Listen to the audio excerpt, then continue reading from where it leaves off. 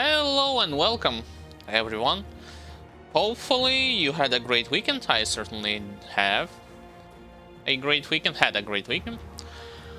My name is Alexander, also known as Sandrievitz. Today I will be attempting a new playthrough series in Grim Dawn game, mainly trying to beat hardcore difficulty with a tanky character, referring basically to a sword and board build.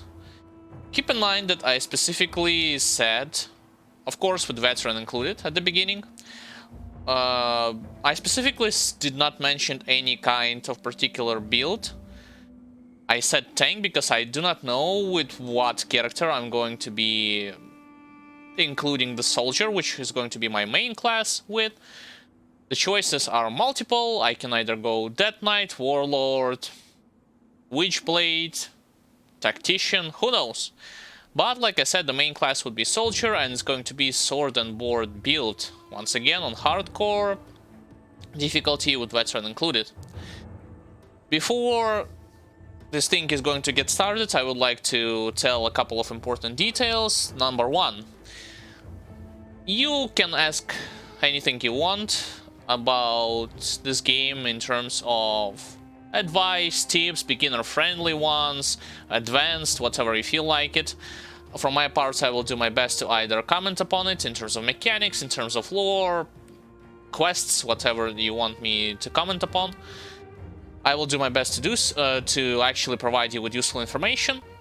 Next thing, make sure that you are utilizing commands such as beginning, to know what classes are good for you to start with, farming spots to know where you exactly can farm items depending on the strength of your build,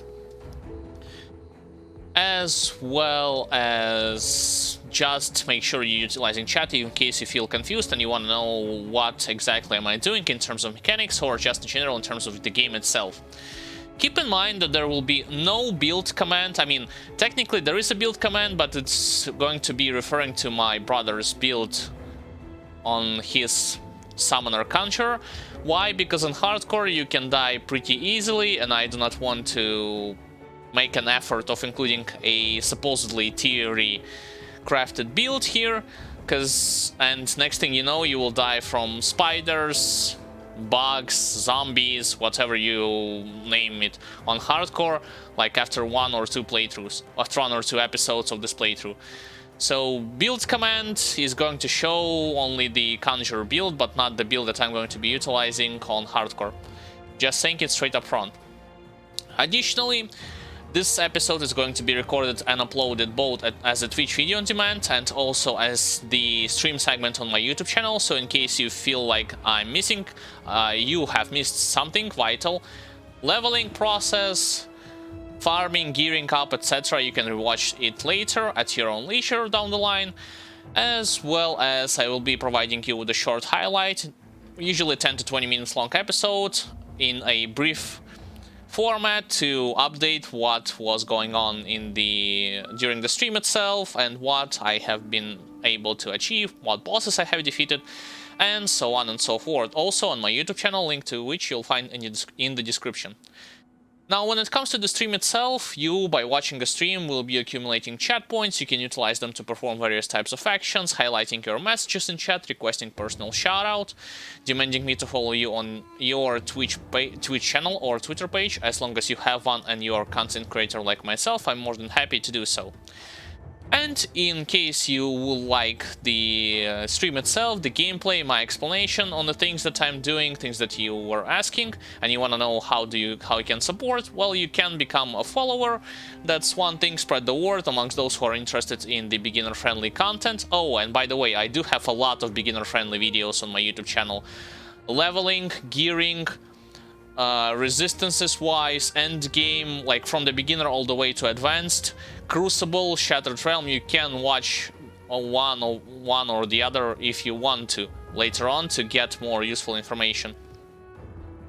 When it comes to other stuff that you can provide support with, non-obligatory, but nonetheless the option is donating. This is the thing that you can be directly contributing to the improvement of the stream audio and visual quality of edited videos and receive something for you in return in terms of perks and bonuses, depending on the system that you would like to choose. Either it will be the Streamlabs donations as well as Twitch subscription. You'll have the access to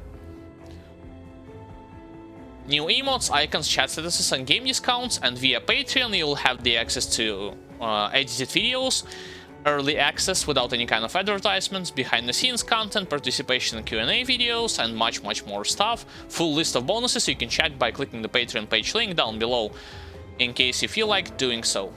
Alright, now create a character. Male, hardcore veteran, all of those included, and we are going to name him Tin Can. Since he is a sword and board, I decided to go with a Tin Can. Create. Let's do this. I do not think I have experience potions on hardcore, just saying, but I think I do have the mandates to increase the reputation with the friendly factions. It's one or the other.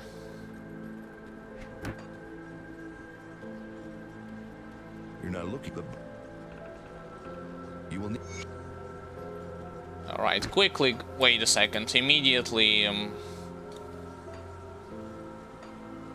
doing this thing where I got used to already. I mean, I'm basically got accustomed to one setup, so I'm just shuffling things back and forward. Oops, let's pick it up. Yeah, level 2, almost. Forget about this rotting soldier, it takes too long to kill him on veteran difficulty without any kind of items. I would prefer to focus on the Walking Deads. Yeah, for now I will be picking up these yellow items, but later down the line I will be swiftly turning them off, because they are pretty much becoming pointless very fast in this game. Let me finish out this group of zombies, and then I'm going to pick up Soldier as my main class once again. I do not know for now what kind of tank I will be doing. The choices are multiple: Warlord, Death Knight, Tactician, or Witchblade.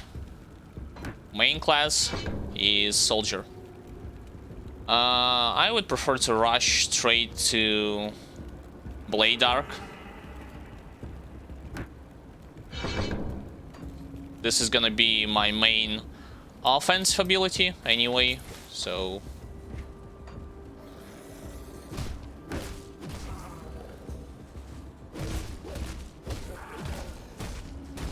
Picking up one...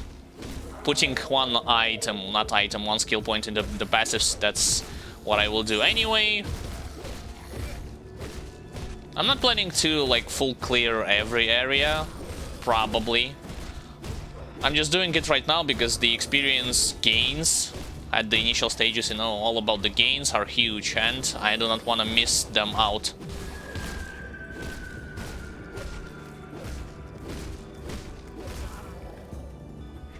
Not going to the Hargate Island, it's too dangerous. I'll go there once I hit level 4. Is it just me, or I heard fighting somewhere in a distance? Nah, probably just me. Damage type. So, damage type, I think about it, I will go with pure physical. Because that's the easiest thing to focus on one damage type rather than trying to make a hybrid. Although some damage types, excuse me, working well with each other. Oh, let's turn the white items off, because they are also pointless. For instance, bleeding works well with physical, internal trauma works well with physical, pierce works well with physical. That's when it comes to those things that go well hand in hand with each other.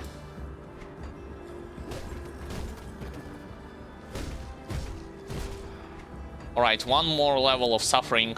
Actually, kinda 2 more leveling of suffering without any kind of active ability to use. I wanna get the Blade Arc. I wanna start AoEing those foolish zombies, ethereals, all kinds of monsters.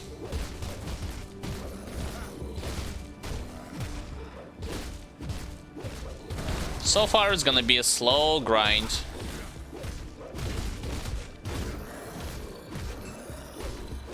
I mean, here's the thing. You can go with a single target damage in this game as in terms of abilities when it comes to attacking your foes, but the problem with it is, especially when leveling, like 99% of the time you will be facing like hordes of monsters in different varieties, so your leveling speed will be significantly slower if you want to do something like this. Like, even when I was leveling my Infiltrator, who had one of the best like single target damage, I couldn't say that his leveling speed was something to write home about. Is it better? Yeah, it's a little bit better, and I do not mind shooting for now. It does a little bit more damage anyway. Pointless. Well, you can destroy the environment, but it's pointless to do so on normal difficulty. If you remember, I talked already multiple times about this mechanic. I would rather you do it on ultimate difficulty, because the chances of finding something from a stash or environment if you destroy it raises significantly compared to normal or elite.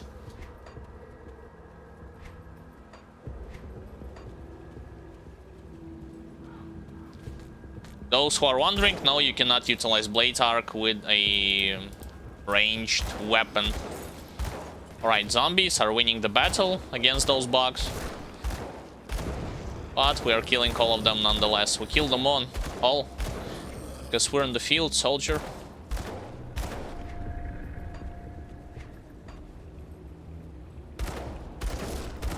What about the sax? Is the sax any better than the... Oh, the axe is a little bit further ahead. Here is just the two-hander that I don't need.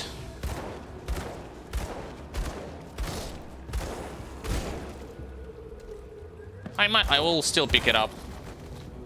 Oh, totally forgot. I am using a mod called Grim Internals that allows me to auto collect all of the rare items, components, highlight my HP bar, enemy's HP bar, debuff and buffs on me and on my foes respectively.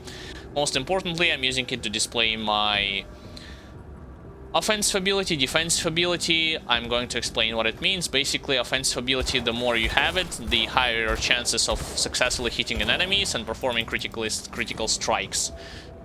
The more defensive ability you have, this actually does more damage, the less likely your foes are going to hit you, and you will less likely receive any kind of critical attacks.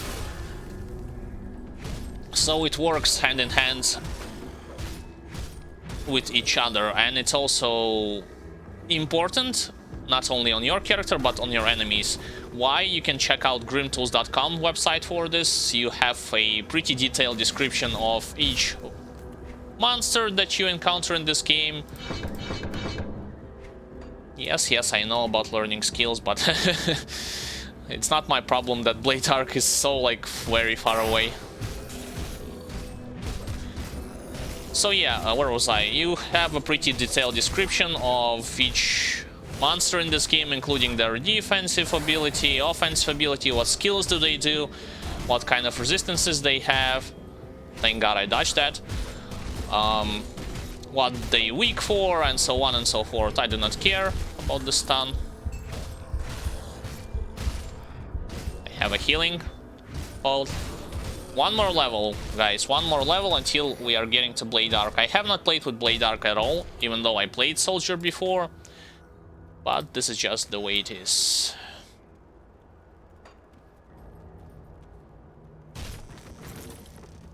So in case you feel like in case you do not know what killed you, why this monster is so powerful, in regards to, like, comparing to your character, you can check grimtools.com and find out his strengths, his weaknesses.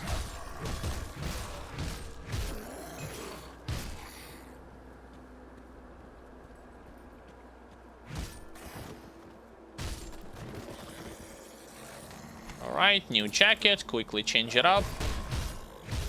Oh, I advise you, any kind of white items that you have collected, since you turn off, when you turn off the filter for them, just drop them on the ground.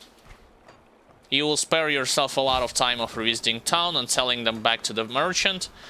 Even though technically you can say that your economy is going to improve because of it, like every penny is worth it, but like believe me, you'll like it's a chore to do this all the way. Like I remember when I started playing this game and I collected everything like on the ground, like yellow items, white items, green items. Swiftly I have understood that it's a waste of time. Because just by selling greens, collecting greens, selling greens, blue and legendary items, you'll have more than enough gold to... Actually, we can go to Hargate Island to speed up the process a little bit. Yeah, let's do this. You will save more than enough gold for you to buy anything you want, to craft anything you want, as long as you have materials, of course, to do so. Speaking of components, I do not have... Well, I do not have the required level for me to put them onto my character.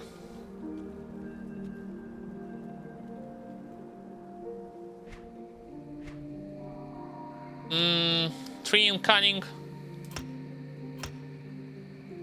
Yeah, might as well. Putting points in cunning increases your offensive ability, and I already described to you what it does.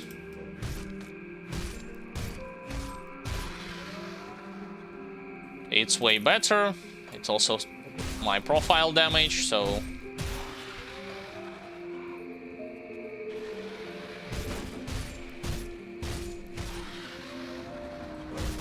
Now, when it comes to the plan of beating the hardcore difficulty, mainly I'm referring to beating the campaign. I do not think, or I do not care, that's a proper way to describe it, of Shattered Realm that much, or Crucible on hardcore difficulty. I mean, you got the achievement, for those of you who are wondering.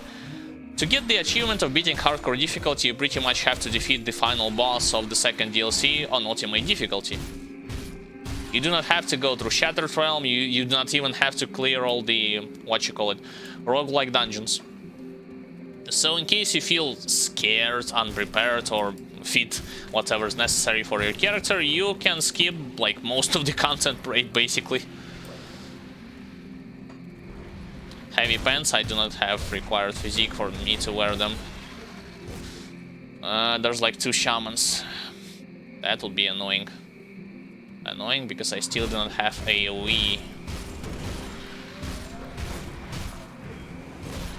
I missed.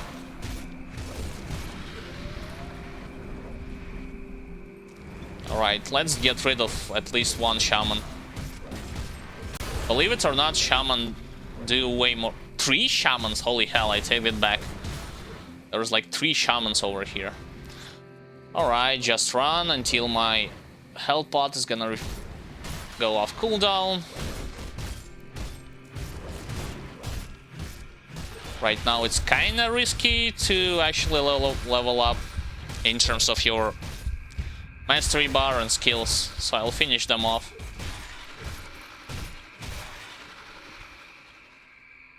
Okay, Blade Arc, finally 1. And passive. Okay, Battle Spirit. How much is this? I do not have enough. Damn. Finally, an AoE ability. Yeah, it's gonna be an underwhelming one, but it's still something. And it will create a knockback when you're doing it.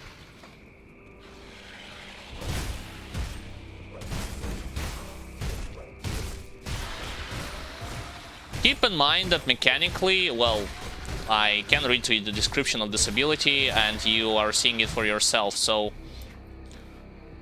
it has a maximum number of target no matter how many points you put onto it. That's one thing. The other thing, it does main hand damage, bleeding damage by itself. Once you get to the modifier, you'll gain the access to more targets, a better arc of attacking, 6 target plus 6, so it's 11 target.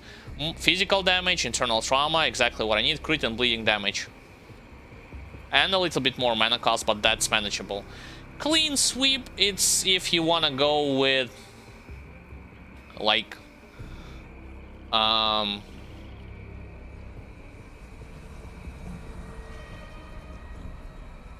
Blades Arc with a cooldown that generate more threat, but I do not advise you to do so unless you are playing in co-op and you are building a sort of a tank archetype. Then yes, if with that in mind, you can go for it.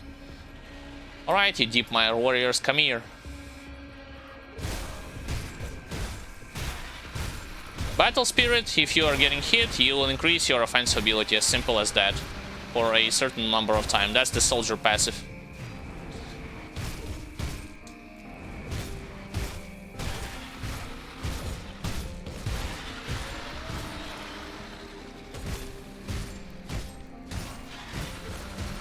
Leveling, a useful advice, no matter with what character you're leveling. Soldier, Shaman, Necromancer, Oathkeeper. You wanna focus on one damaging ability, primarily, at least at the beginning stages of the game. There are some builds, like, you gotta listen to this, you gotta understand this. There are some builds that in endgame are utilizing multiple offensive abilities. But this is for those who are more advanced and more or less figuring out the mechanics of this game, or simply like copying other build templates. For leveling, you want to focus on one ability, like let's say you're leveling Soldier. You have the option of going with... Okay, I'm gonna get rid of Deep Mire Shaman for now. When it comes to active abilities that you can use instead of your regular attacks.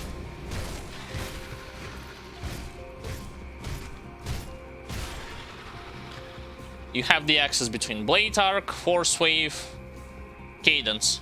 Pick one and level the hell out of it, meaning 16 out of 16, 12 out of 12, 16 out of 16, whatever the hell you like have the maximum amount of it. Of course, putting 1 point into the passives and mastery bar, it's not gonna be troublesome for you. It's actually recommended, but all the priority you are gonna go that you will need to go invest into is your offensive ability, is your, skill that you're using. Like, do not spread your skill points between multiple active abilities for damage sake.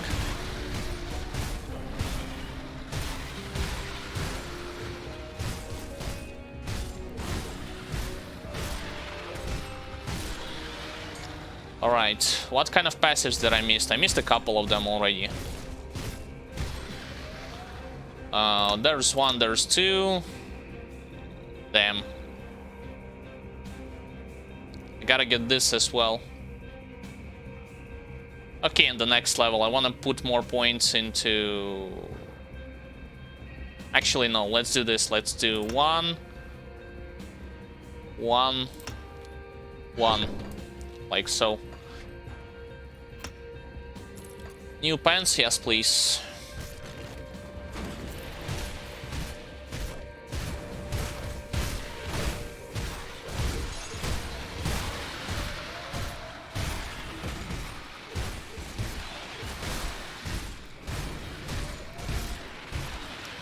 Clear speed is a little bit better than before, but it's still not tremendous. I mean, we're playing with the shield, so what do you expect? Okay, white pants, go away, I don't need them. Oh boy. Don't mind if I do. I mean, it has better weapon damage, so that's why I'm interested. I'm not interested in the lighting or bleeding or however, whatever bonuses it provides in terms of additional stuff. Alright, we finished with the Hargate Isle for now. Surely we will return to it once we acquire more reputation for the quest, but for now let's go for the Burial Hill.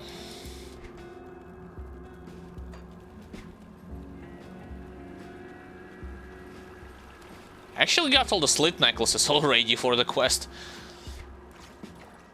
I would prefer to have, like, next level would be like 1 into Blade Arc, 1 into Blitz, and 1 into Mastery Bar. I would prefer to have some kind of movement ability, at least to get faster from point A to point B. But keep in mind that Blitz can only be utilized on an enemy.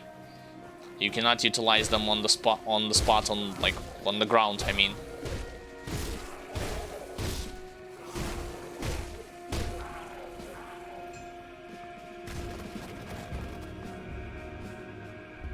Okay, send him straight to Devil's Crossing. More bugs. Come here.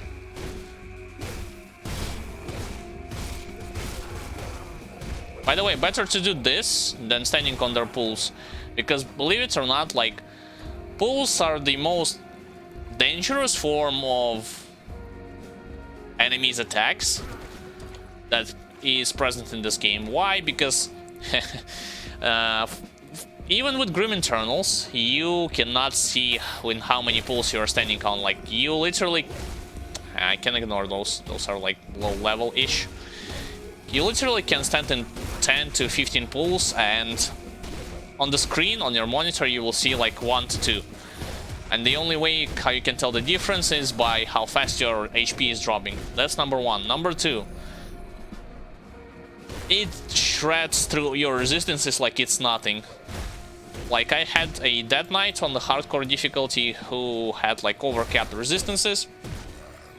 Full Krieg set. And when I got to... It was in Bastion of Chaos, I think. Like, in Bastion of Chaos, I ran through 5 or, like, 10 pools of demons. My HP, like, just dropped tremendously fast.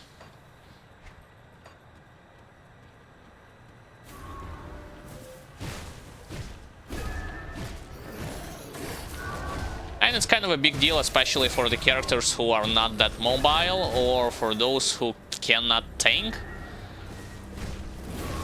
as effectively as others.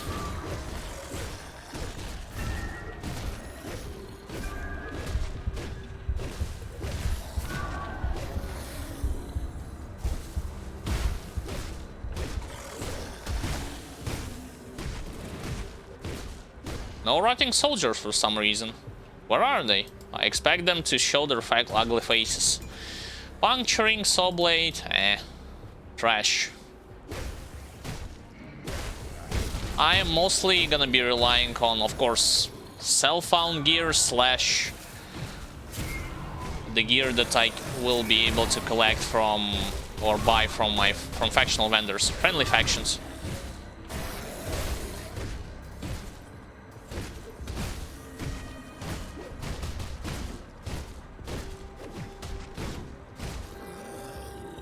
Alright, almost leveled up, a couple more enemies. Jesus, let's actually get rid of this pack first. And now... 1, 2, 3. Forget it, I'm gonna pick Blitz on the next level. I'll pick another save ability, which activates once your HP drops to a critical margin.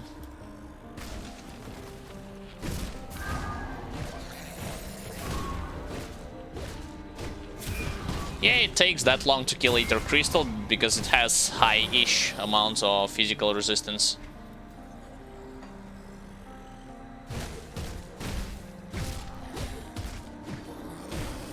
But once we'll get to the modifier of Blade Arc, it will be significantly faster. As well as give, not give, but rather invest into devotions.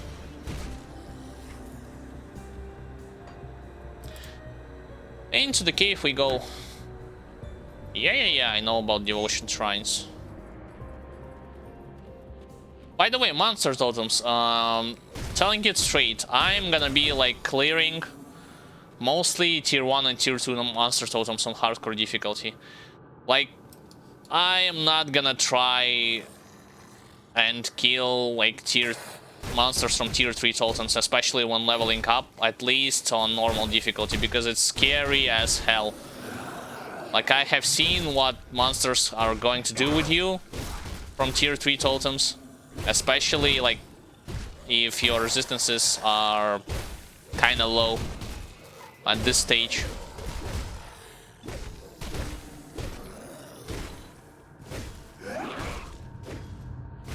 I'm getting rid of his help.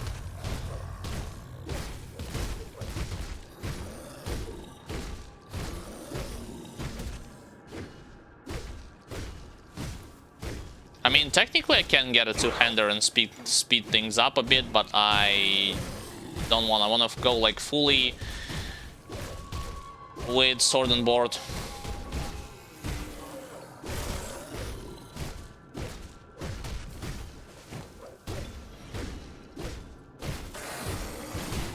Thank God that it actually creates an arc and I can deal with those enemies who are standing to the left and right from him. Of course, I gotta get, like, run from the pools. Yeah, at this point he's a living tank. On veteran difficulty, those guys are tough.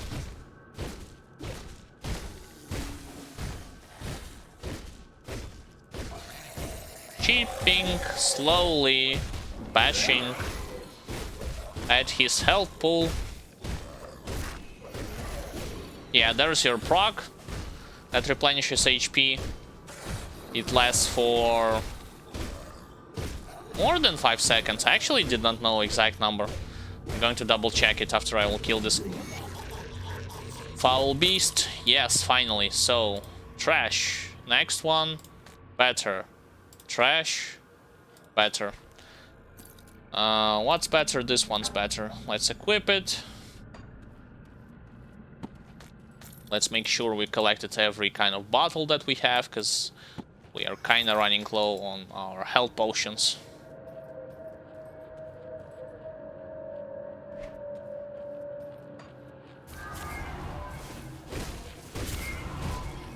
Can I kill at least one Ether crystal fast enough? Yes, I can. Wasn't that fast. Okay, my passive procced again. For the safety measures, I'm utilizing health potions. There, got them all. Alright, very first thing that I'm going to go for with devotions is... No, not this. What the? Huh? I am a fool. Should have gone with the yellow one to gain the access to Assassin's Blade. Oh well, I'm gonna respec near the merchant. Not the merchant, but the NPC in town in Devil's Crossing.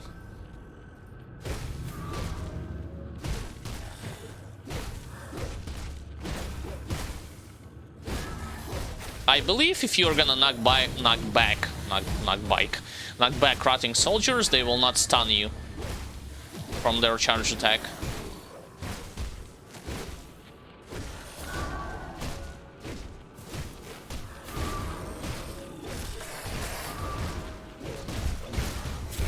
You might wonder why Assassin's Blade, because, like I said before, concentrating on physical damage and getting a resistance reduction tier 2 type, which is percent based, that can be stacked with your abilities, is important, especially once we get to Act 3-ish. Basically where the skeletons are who buff their abilities to absorb your incoming damage. I already had this problem with Infiltrator when I was leveling up, and I do not want to repeat it again, so I'm gonna switch it up. I'm gonna pick up the Assassin's Blade with first act, and then in second act I'm gonna focus on Ghoulish Hunger. And slowly but surely start leveling Assassin's Blade.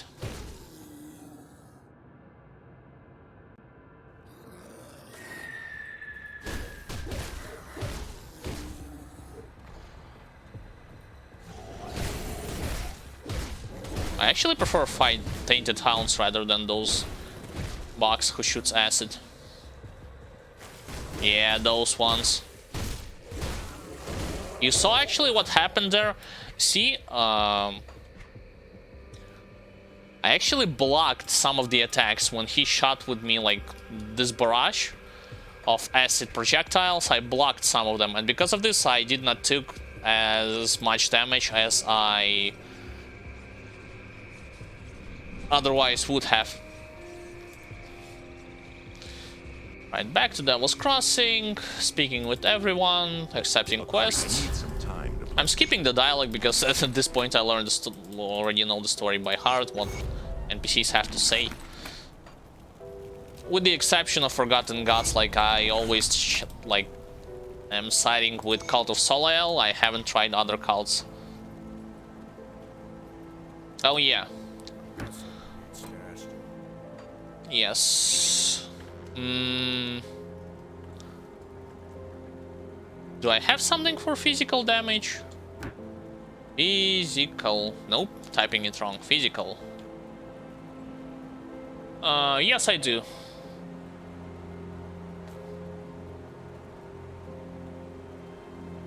Sure. Let's do it for now. Used in shields, huh? Shield block. Yeah, my shield is crap right now, so I'm not gonna put the component in it. Alright, next level. 1, 2, 3. Greetings, child. Thank you and goodbye. So what was I did wrong? This thing. Yeah, I need offense. I need that assassin's blade. Oh, I forgot. What do you want? Wait a second. Haven't I sent this guy back here? Oh, never mind. I already talked with him. I got confused for a bit. Do I have a mandate or not? I do. I actually can skip elite difficulty with the stones as well. Oh, never mind. Wait a second. I have potions of clarity. Huh? Don't mind if I do.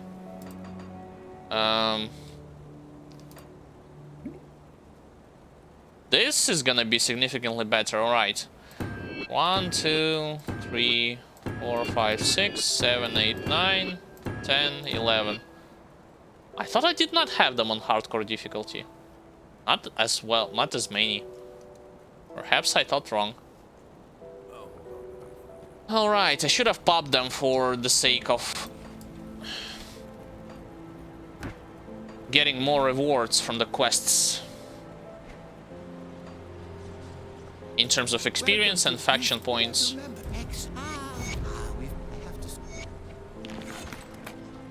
Thank you, 1 skill point, Blitz or Overguard. Or even better, more points into Blade Arc.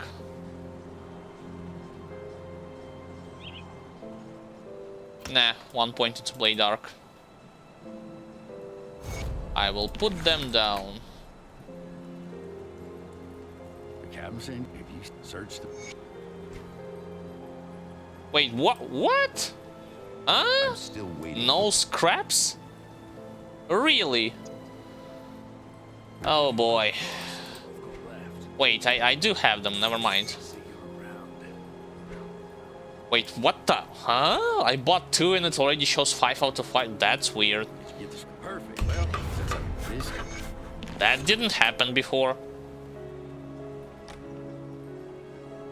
I mean, I had the scraps in my stash, not in my inventory.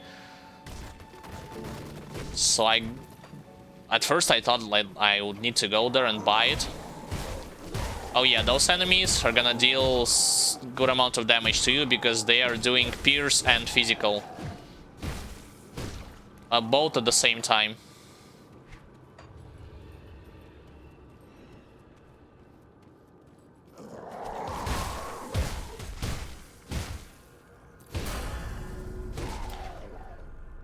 Splendid. 1, 2, and 3. Alright, where's my dash? Dash. W-E-R-T. Oh, I guess my brother switched it up. I a bit the key bindings. I was hoping to find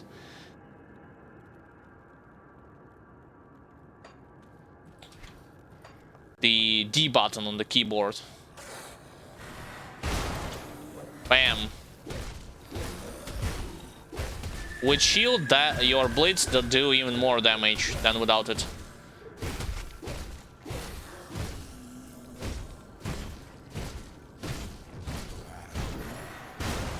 I mean, it one-shots the Burning Undead, and it does like close to 200 damage if I saw the numbers right.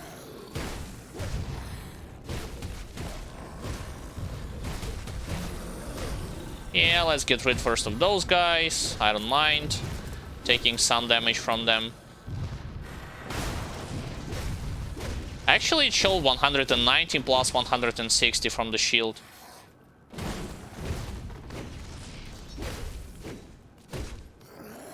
Yeah, the fact that I have experience potions changes things significantly. Now I do not have to clear everything. I just can go from one side quest area to another. What have I collected? That's trash, that's for casters, and yeah, helmet for casters, but it has a stats for physical users. Boom.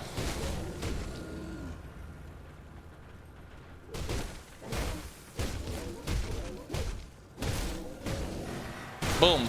Double kill. Be wary of the spiders who are shooting projectiles. Melee guys, they do not pose as much threat as those who are shooting projectiles at this stage. So basically cold spitters.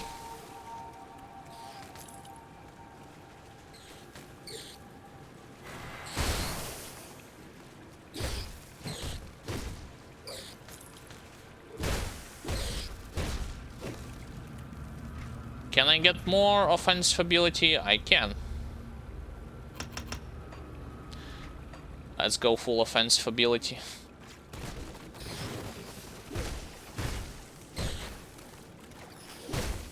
I mean, they kind of have longer-ish cooldown between their attacks, but the fact of the matter is, like, in big numbers, they can melt your HP pretty significantly, which is especially important in the next room that I'm about to head in. Yeah, okay, let's go right now without it. I believe first important components will be unlocked at level 15-ish. I missed. Still missing for some reason. Oh, yes, cheap them out. At least some of them. To reduce their numbers. Yeah, like, look. Now that's better. Cannot chip out the ranged guys. But I can do this. Boom.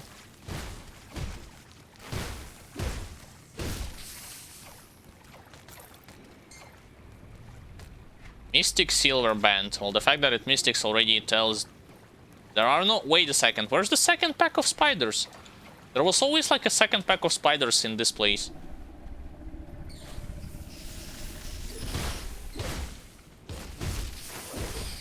Alright. Boom. Actually leveled up because my damage over time killed some of them. Not bad. My inventory is full, right? My inventory is full. Even if I have... Nah, not right now. No second class for now. My second class choice will come, for those of you who are wondering, after... let me think. Level 50-ish or something, so for now I'm gonna be focusing solely on Soldier. So that's one. Is it time to go for Overguard? I mean, we are gonna face a boss here, so why not, right? 1, 2, 3. I'm not gonna pick up the Markovian's defense because it modifies Overguard. Sure, it's gonna allow you to significantly reduce the cooldown on your Overguard, but at the cost of reducing your damage also. Mainly use this ability on bosses in tough spots, tough situations, something like that. I should have utilized the blades for shamans. Like so. Whee! Boom. I mean, blades on level 1, it still does good, it does good amount of damage simply because it adds in the description. When used with the shield damage is added. So the better the shield, the more damage you will have. Whee!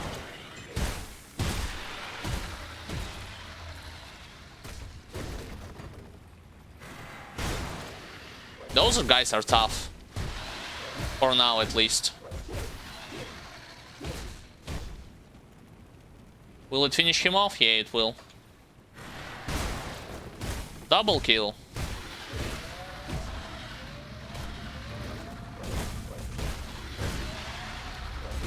I do have all the slit necklaces, so let's just go straight for the boss. Not gonna clear everyone in this cave.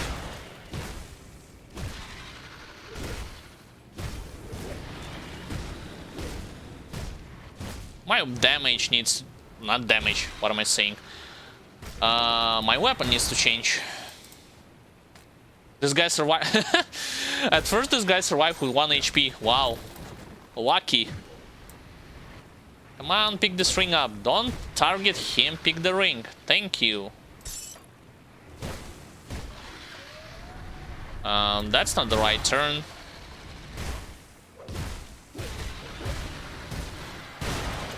Damn it, I would have preferred that he got hit as well. The slit from the left. My inventory is full. Really now? I guess I have no choice. Oh wait, I can go in this direction also. More cunning for God of Cunning.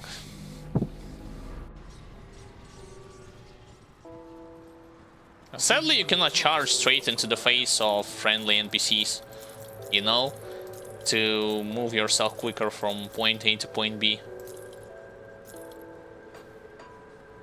Wait, was it called Mighty? They are all kinda crap. What's with physical?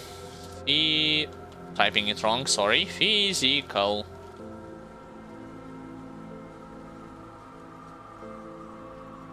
Yeah, 70,000, good luck with that.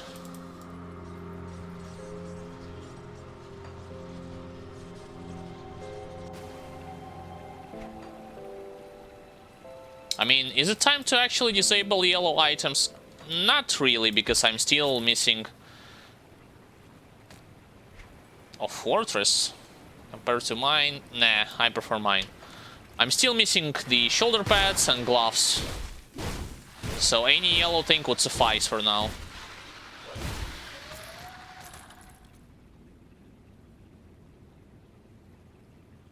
Actually, that's even better.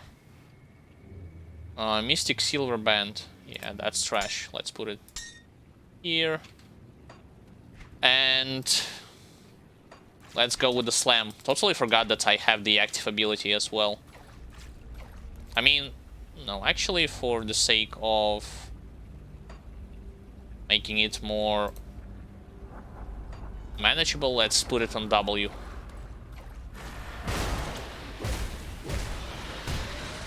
This is a bad spot to be. Should have killed all the lesser, excuse me, slits. Then try to face the boss. This is also a bad spot. Alright, finally. Overguard. Blitz. That skill's not ready. I actually missed.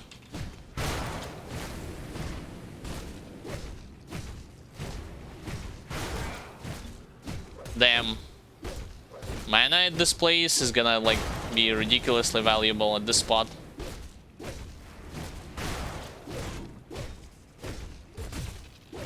Overguard again.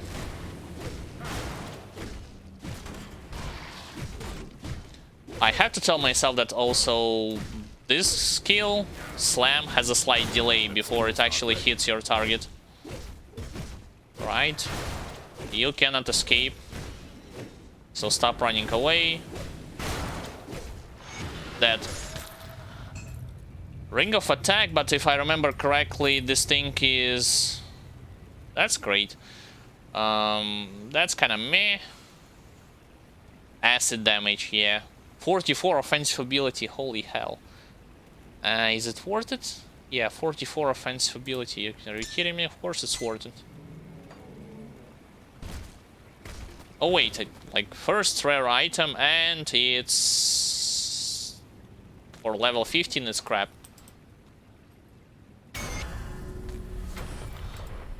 More level up. What do we have? Trash. Sure, Blade Arc.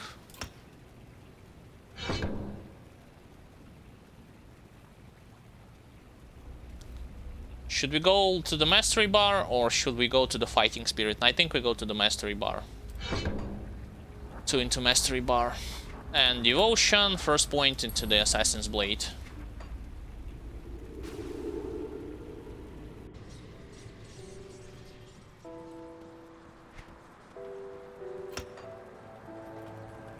Well, you see, like, I'm trying to press Blitz on my friendly NPCs and it does not work. Good, you're back. You've proven yourself quite follow the... Alright, into the farther swamp territories we go. So far so good, I mean it's... Oh! Nice! Meneer's Wall. I actually should have picked up this ability as well, at least 1 point into Veterancy. Yeah, on the next level.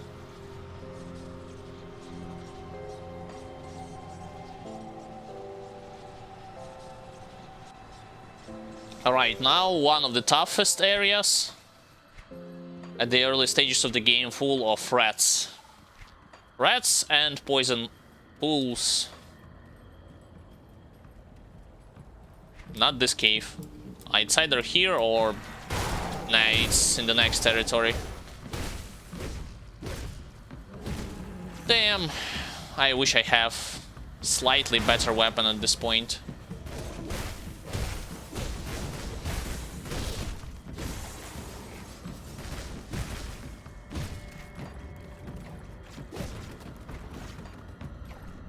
Immediately going here.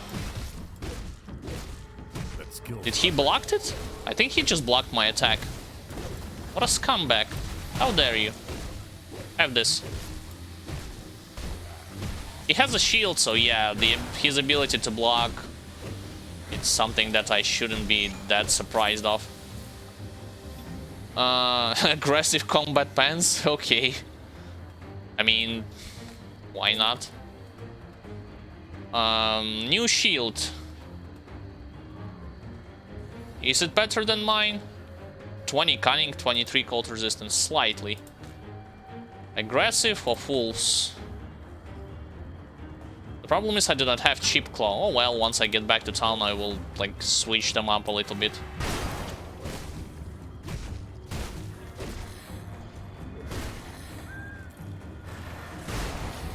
Oh damn, it's a party time. Mind if I join? I need to get rid of that artillery on the back line.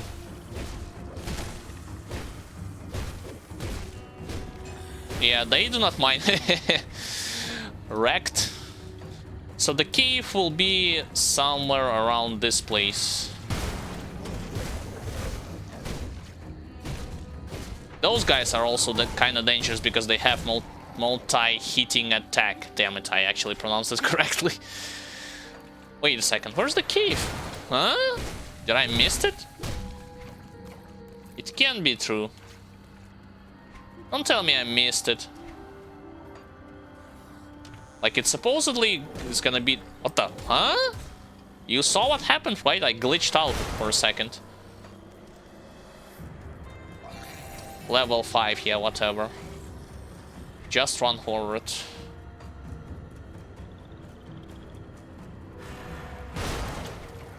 Where's that pesky cave that I'm seeking? There it is. It still was to the right, just further up ahead. Actually leveled up.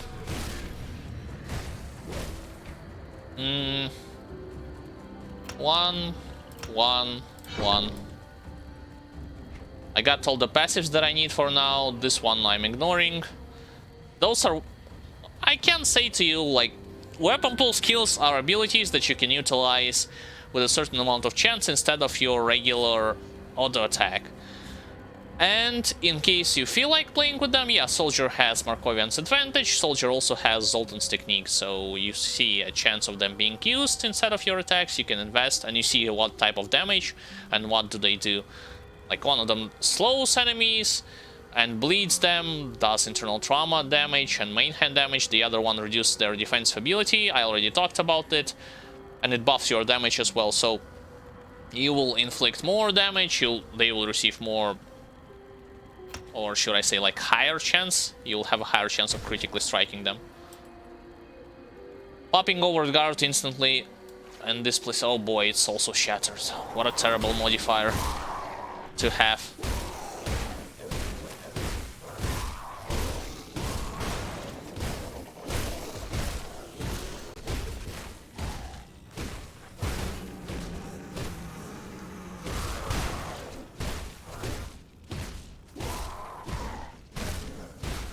I do not like being hit in the back, so stop it. Double kill. There's a boss around this area, so you have to be careful. And there's also an elite. You can aggro accidentally elite as well. I aggroed boss, which is something that I would want to do anyway, so come on, get your fat ass over here.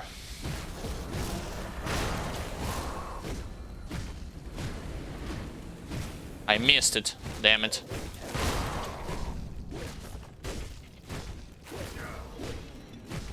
It does insane amount of damage, even through my defense.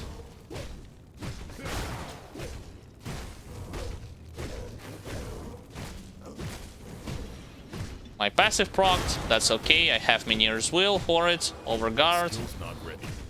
And I'm out of mana. Alright, not anymore.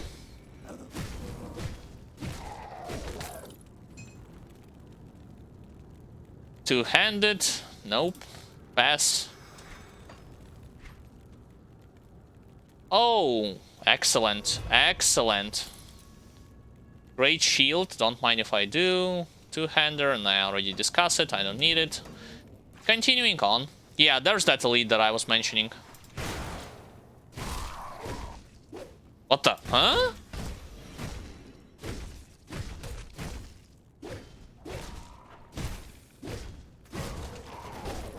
And you're telling me, yeah, I'm standing on acid pools. Yeah, lesser enemies, they will be susceptible to the knockback. The higher, or should I say the tougher enemies will get, the less they will be, like, susceptible to any kind of knockback. What is this? Aggressive patchwork of... okay. Picking it up, puncturing, and flintlock, some ranged weapon. Do we have anything with yellow? Yes, with the exception of metal, everything is yellow. So on the next visit to town, I'm selling all of my yellow items and I'm disabling the loot filter so that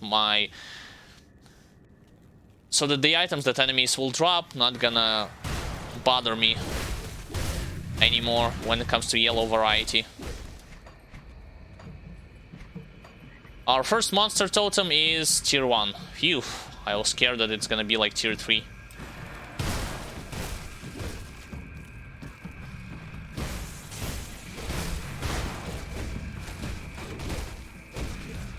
Boy, do I need a better weapon.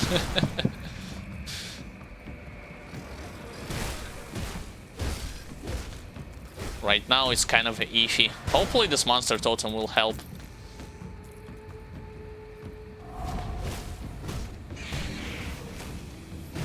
If I'm not gonna die here.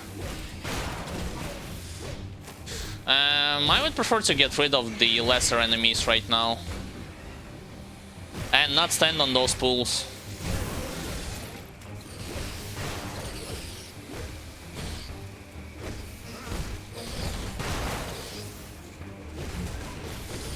I think Spirit Eater are the ones who summon them. Nah, I was wrong. There's actually two kind of pools here.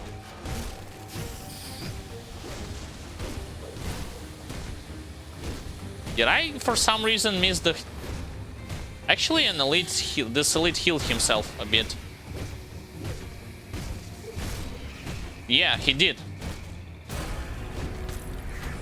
And I got a chipped claw. Oh, I still have... Never mind, I still have the second inventory. There was something superior, right? Superior, yeah, but it's a two-hander. That's terrible. That's sort of kind of good, but not really.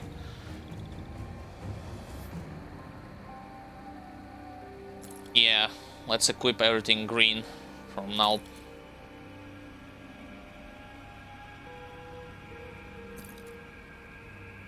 Demolitionist. I do not want it.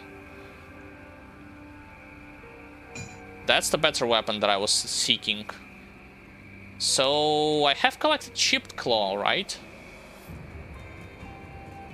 Yeah, there it is. So there's gonna be one, and there's gonna be like second. Yes, please.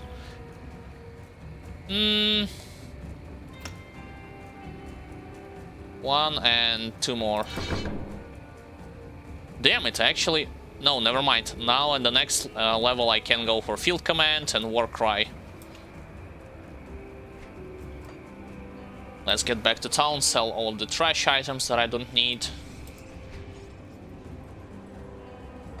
Come see what's left of my wares. We'll be putting components starting from the next level, so no worries, guys. My resistances, at least when it comes to early X, will be sufficient. That's the best way that I can describe it. And since I was mentioning turning off the yellow items, I will exactly gonna do so.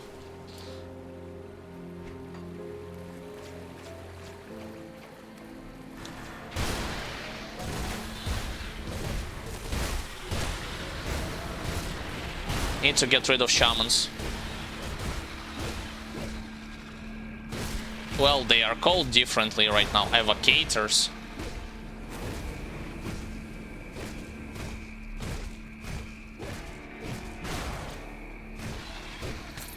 It's not a terrible idea to sometimes, English, knock enemies down on their back, just because you will disrupt their ability to attack them, utilize their skills, and so on and so forth. So the benefits are tremendous.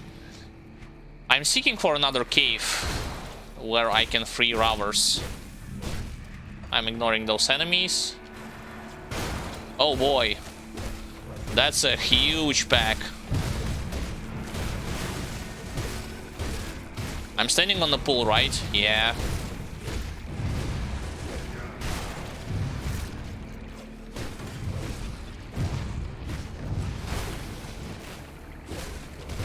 Gotta get rid of at least some elites. I cannot believe that I'm missing this by using slam. Yeah. Alright, no more mosquitoes. Only you left.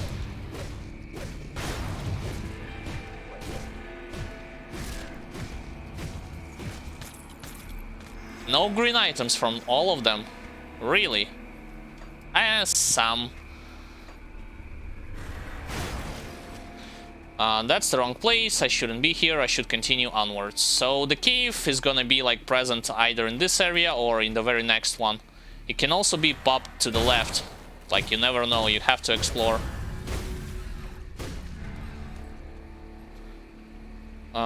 Field command. War cry. No, not war cry for now. For now, this thing will be enough. Field command, it's the passive buff that soldier gets. It gives you offense ability, defense ability, and increased armor. By itself. Squad tactics will also work on you, but we shall talk about it later once we get to it.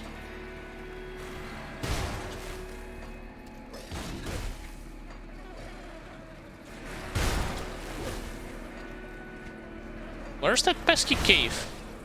I only see like tons of mosquitoes, but no cave. Still working our way to the modifier of Blade Arc.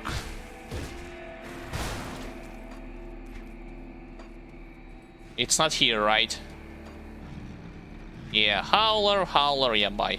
I'm not gonna fight you. You're way under my league. Warcry is good, but like I would wanna invest more points onto it.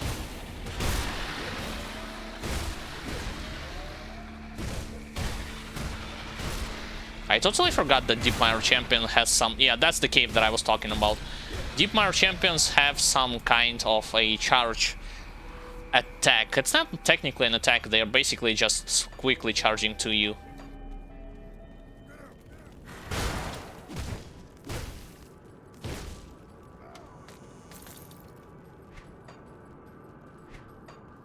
The next cave, I believe... yeah, the next cave will give us another devotion point. Not this one, the other one, where the slits are. No, not the... Wait a second. I killed the bandits, you're free to go. See, if you're gonna choose I can get you to Devil's Crossing using a Rift Gate, yes, you will receive some experience points, but you will not receive as much faction points with Travelers. Like, they prefer to be like as free as possible in terms of not being obliged to anyone. So by freeing them, you'll receive like more benefits in the long run. But you might as well like experiment with one over the other.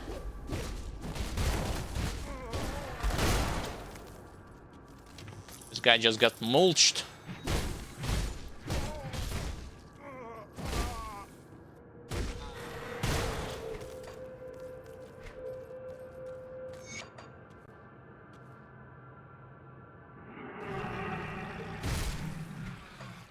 I believe the first, well, I wouldn't say useful relic, but still, like the first relic you'll get like at level 18. Yeah, I gotta clear the Rift Gate from materials in this spot.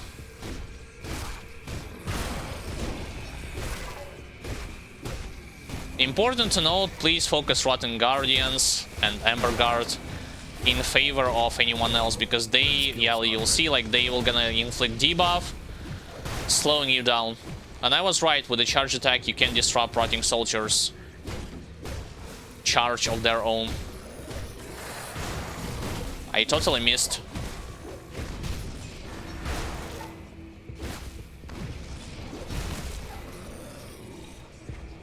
The Rift Gate has been secured. Ignoring those guys, just running. I'll quickly get to the vendor and collect the quest reward from those slit necklaces that I was gathering before. Sure, another ring. Any useful weapons? With the exception of two-hander, please. Nah.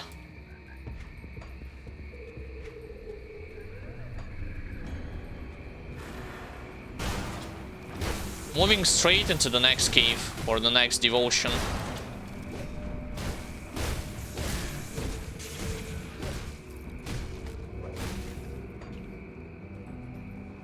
You can kill the slits if you want to, in case you want to collect like more experience. I don't mind. Like, the only thing that I do not need to ignore is the optional quests and main quests. That's pretty much it. Monsters, so-so.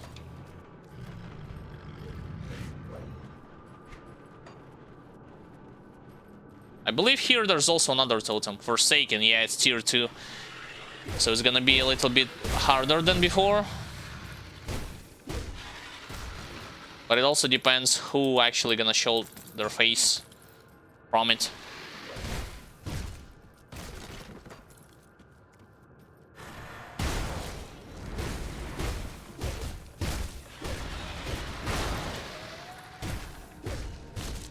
I think I clicked on the wrong guy.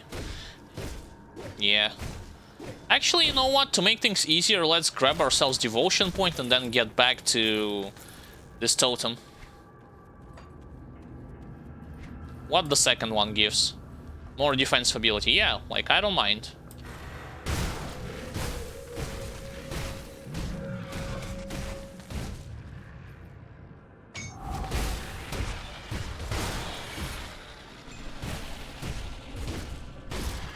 $704 with the critical attack.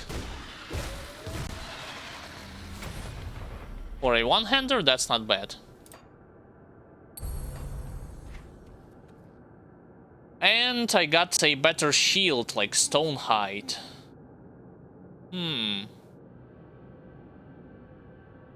Is it better though? Physical internal trauma, physical damage retaliation, seismic blast. Let's try it.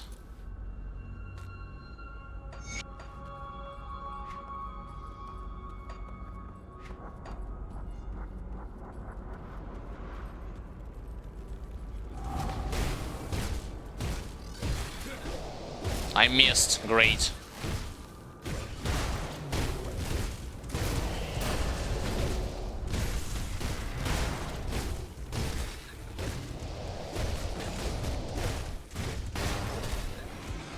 Got one elite.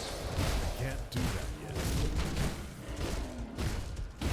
yet. Now to get rid of those Yetis. Yeah. Got them all. Wasn't too bad. Oh, Krieg's gaze. Yikes. I'll still get them. Those are not the greatest of gloves. Physical vitality, yeah, it's better than physical elemental damage, by itself. Alright, leveled up.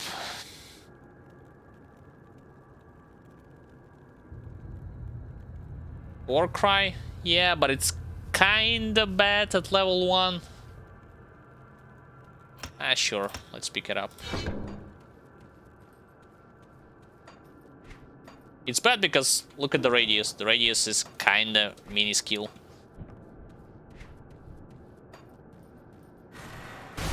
Alright, I got everything that I wanted from this cave. Can pretty much ignore most of the enemies here.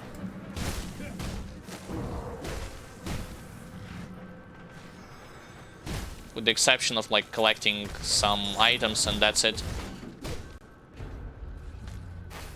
Can't do that yet. And this is why I pick movement abilities. Now, to get done with other quests. Oh boy, yeah, I totally forgot. That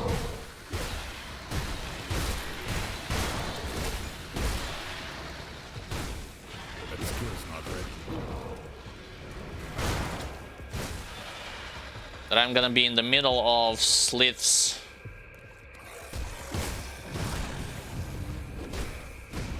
I don't need to kill them, those are the exceptions, like just kill rotting soldiers. Burning that, yeah, sure, let them live. I wanna go to the next quest. Do not forget to actually utilize Warcry, even like level 1. Just because it not only debuffs your enemies, reduces their resistances towards physical damage, it also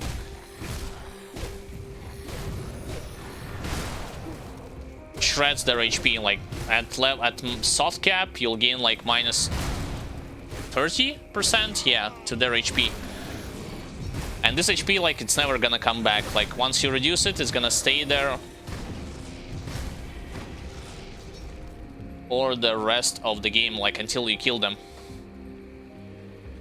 I don't want to go in the cellar first. I want to complete the quest. I think I'm in the right track. Yeah. This is the one guy that I need to kill, and in this place there's also another guy.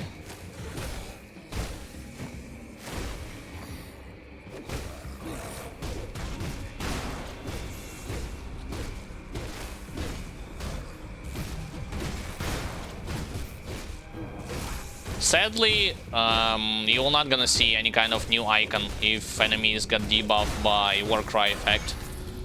I mean, you can tell by their HP that they got debuffed, but no visual indicator will be present on the screen. Alright, what next? Same technique. 1 and 2 here.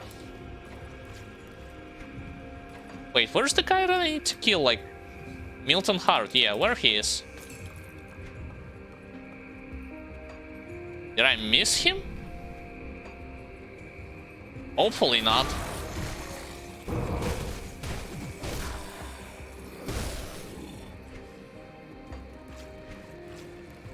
He should be like in this area, right? Or he's like for some reason decided to go in that area. I'll double check. You cannot charge through a wall like I tried already, and I failed. Yeah, there he is. In Milton Hart, what are you doing there? You weren't supposed to be in that place.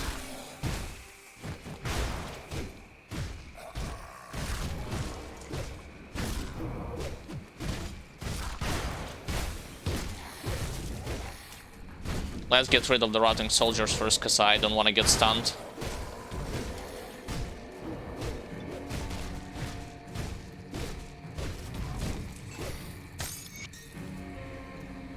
Oh great, final march. Epic. There are actually pretty good boots, believe it or not. Especially... Come on, like I'm trying to explain to the viewers what the boots are and you're getting in my way. Because you'll get a ton of resistances, you also get a buff to Menhir's Will, to the Overguard, like so. Which in turn means that you'll get more survivability. Right, so I got everything here, right? Yeah, now I can get to the cellar. Because the only one I did not kill is in this area.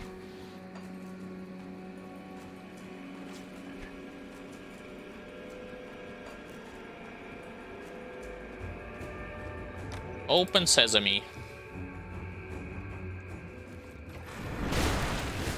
Those cultists are not gonna give you like any sort of a problem. The only one that do is gonna be like deprived in the Depraved Sanctuary, and that's pretty much it.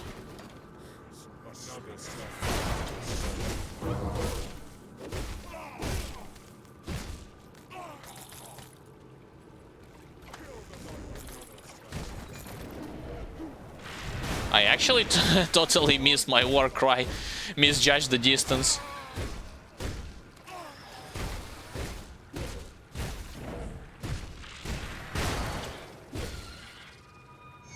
Okay, tell this guy that you'll find his stash.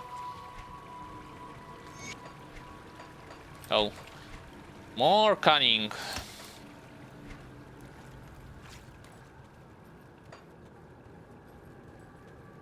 I should put some points, at least, I believe at least one into Spirit to meet the item requirement for rings, for jewelry, rings, amulets.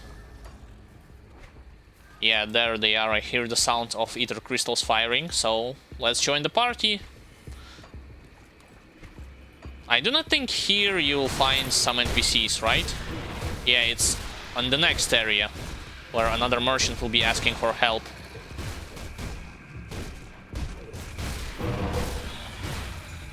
I actually got another final march, like back to back. Wow.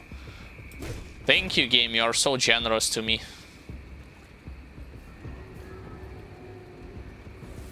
Whee!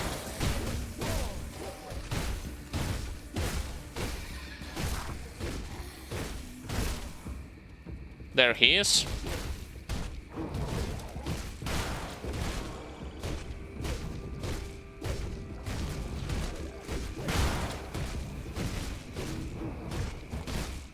My mana is running incredibly low when I'm doing my skill rotation, like Overguard, Charge, Warcry, and I'm pretty much out.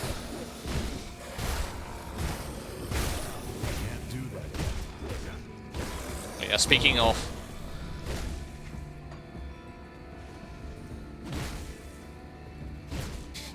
That was an epic fly. Alright, now we can safely, well, and as soon as I recover the stash, I will go safely to the next area. There's like no point of being here already. Every enemy like is under-leveled.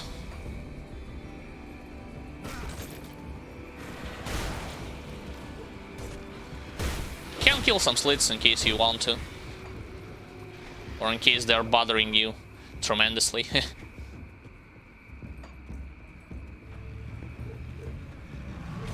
Still continue to go to the left.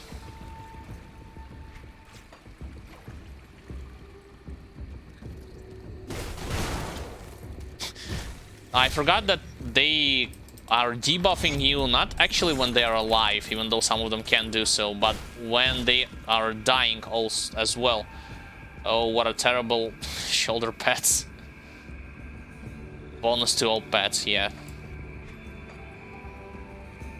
Actually, are they that terrible? Armor is better. Physical damage retaliation. Okay, sure, why not? Anyway, we have completed the quest. That's the most vital thing to do here.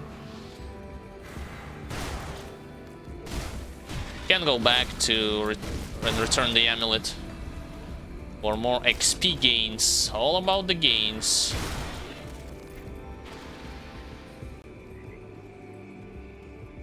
I wonder, can I put Mark of Traveler already on my boots?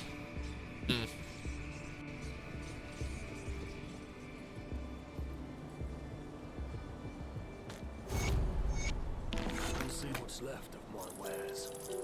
This I do not need at all. This one, nah. Final March outlived its usefulness. Well spent.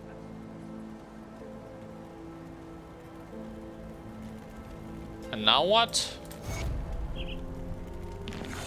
That's not...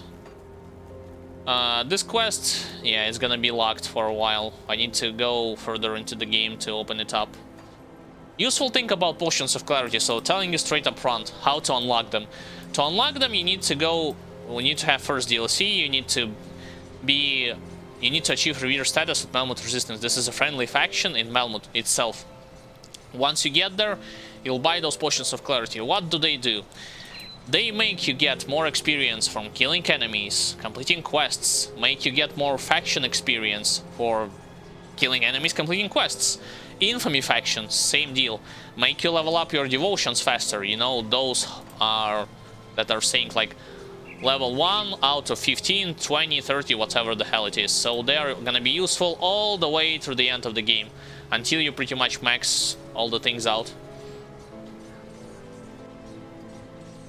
Those are mandates, are basically the only thing that you need. Sure, Locar set is nice to have, but my brother had already said that you'll have a high diminishing returns, excuse me, if you are gonna utilize Locar set for like all the way through when leveling. Like, from my point of view, potions and mandates are more than enough for you to basically suffice everything that you are seeking here. There's another totem. Let's go to it. Don't mind me. Just doing my own business.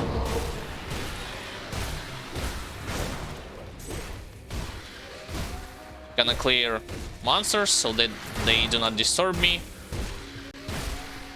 when I will fight elites. Alright, is it enough? I think it's enough. Yeah, pretty much.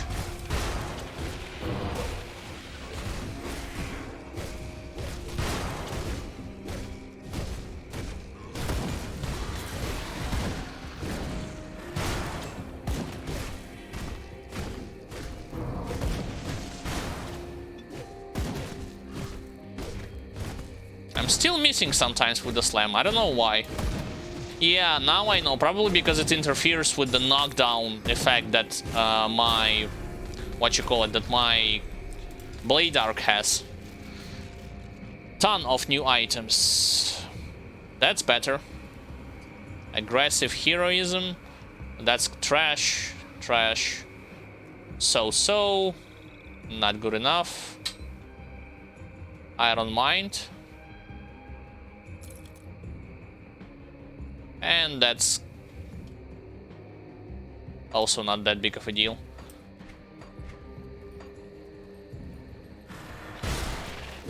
So, into the cave. Actually, no, not to the cave. Let's save up the merchant first. He's either here or in the next area. He's not here. The only things here are corpses. And to shorten things up, we can go through the cave, because in the cave you'll fight more elites. There's also will be another boss, you'll gain more items. So it's a worthy tour. I advise you to go straight up. Actually, never mind. At first I thought that there will be no elite here.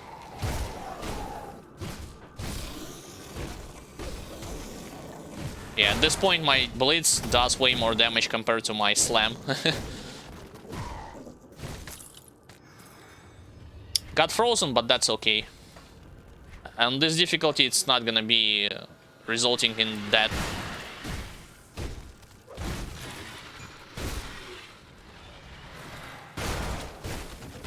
I don't want to go. Come on, start moving. Oh boy, now he calls for help.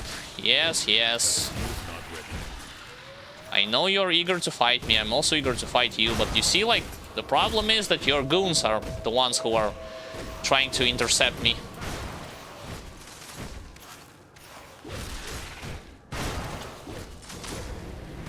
Yeah, slam does 600. Blitz does close to like 1000.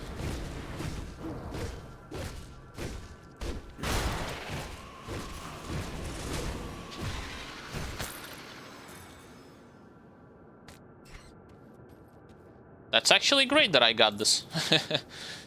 Okay, stenching, nah. And more cunning.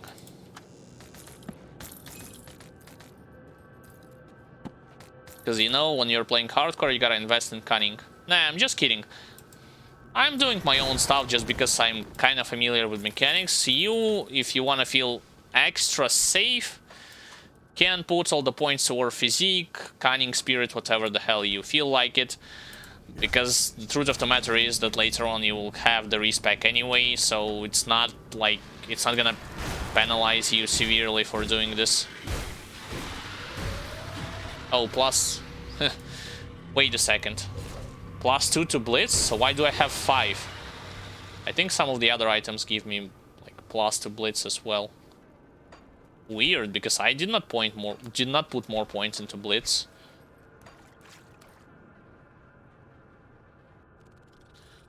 And now to save the poor merchant.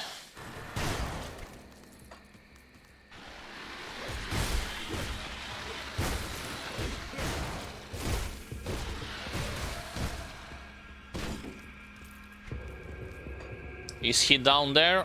Or, yeah, he's here.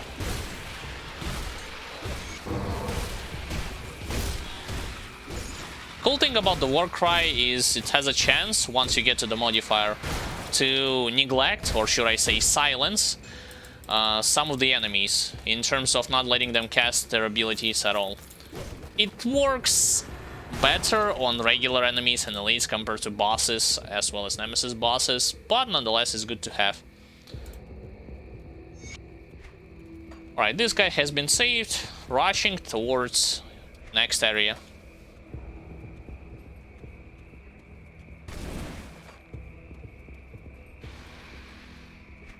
I'll ignore those guys.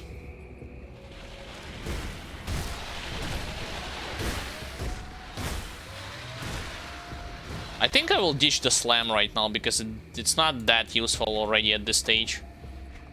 It only like consumes my mana and doesn't give me that tremendous effect. Alright, this place, rushing straight towards the next devotion altar. Killing some enemies on the way, but not all of them.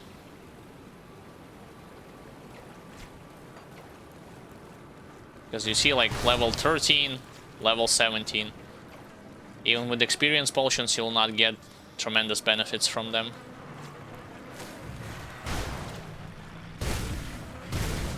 Only if you get surrounded like this, then you can stand and fight for a while.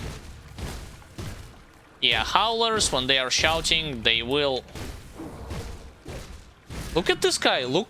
Did you saw what just happened? He was like knocked down for how long? Like, oh. Totally forgot that I need to level up. What the hell? He was stunned for like 5 or 6 seconds. Knocked down, excuse me.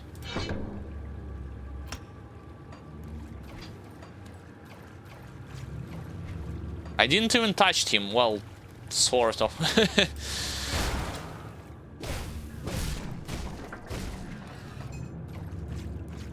Yeah, there's the devotion altar that I'm seeking.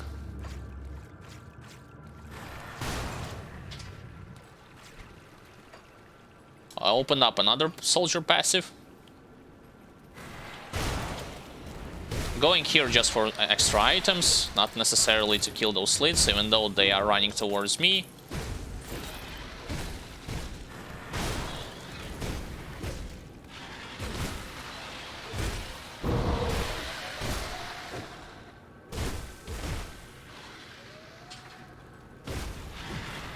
This totem will be protected, but nothing that I cannot deal with at this stage.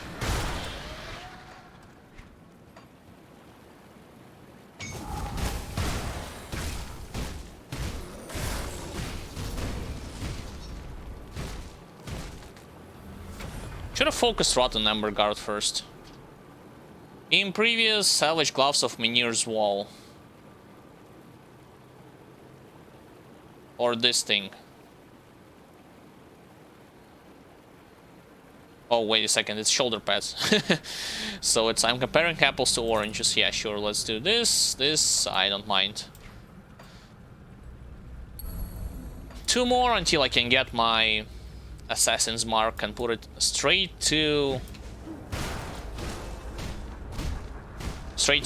Blade Arc. I can't do that.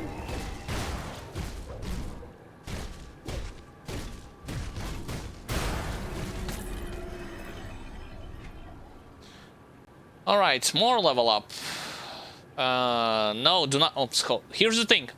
Do not pick this ability if you want to pick up Warcry. You want to know why? Because this chance to terrify targets is only gonna... Sure, it has like reduced target resistances for 5 seconds, but Terrify does mean that they are gonna like run like a headless chicken from one point to another and force you to actually like catch up with them in terms of you having to not optimize your damage, your clear speed, and so on and so forth. So just ignore this Terrify, like nobody picks it up, I'm telling you straight up front. You can test it for shits and giggles, but that's kind of a pointless ability to begin with. Modifier, excuse me, not ability. 1, 2, 3, continue.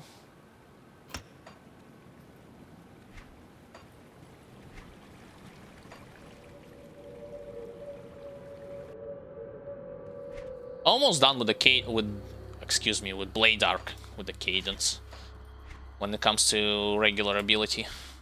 Afterwards, I might put more points into Fighting Spirit. Just saying, on first difficulty, I think I'll prioritize damage over defense. Oh, hello, Trout. Accepting his quest.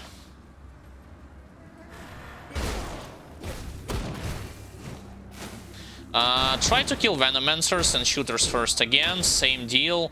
Those Shamans are gonna heal their allies, and Shooters, physical and pierce damage, you do not want to let them harass you.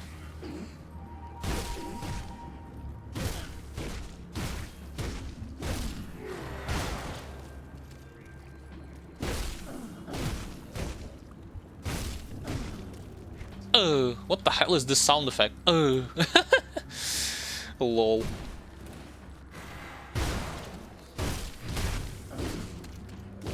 Yo, this is hilarious. This is literally hilarious. I can go to the Occultist and see if the Depraved Sanctuary, like if the... what you call them? Oh boy, I forgot how it was named. If the Occultist will drop the key to the Depraved Sanctuary.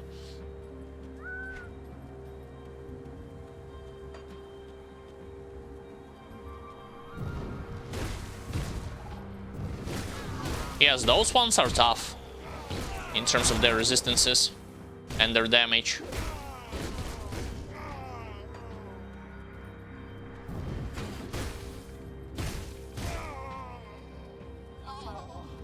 Or I can max Warcry, like it's one of the two.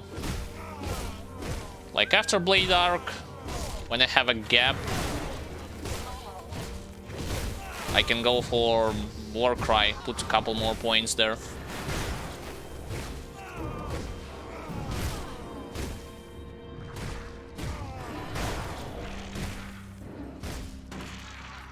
He's dead. And no key. Yeah, well, in this case, I can get a key later down the line from the quest by speaking with one of the NPCs in Devil's Crossing after I will find the book. Can't open that. Yeah, because otherwise you can't open that. Main protagonist told you himself.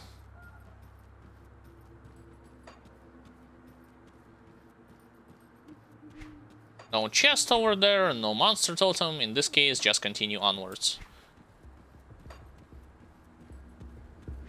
Can go for field command, but usually field command and squad tactics is something that you need to max out late, like if you go towards the late game-ish scenario.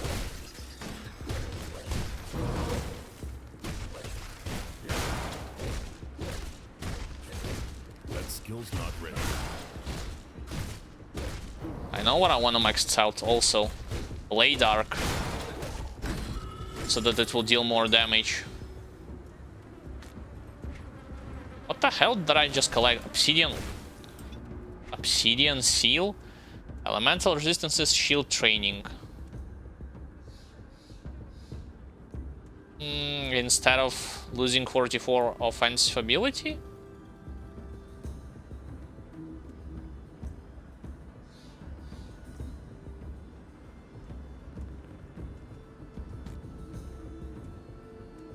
Wait. I'm out of spirit on next level, so that means that this amulet is not working. I gotta put at least 1 point into spirit so that this problem will not gonna exist anymore. Well, on next level up I'm going to do it anyway.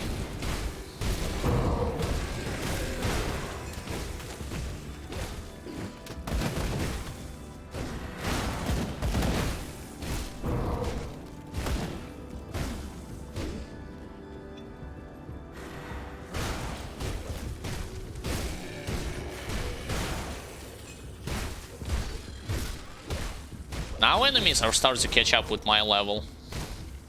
At least some of them.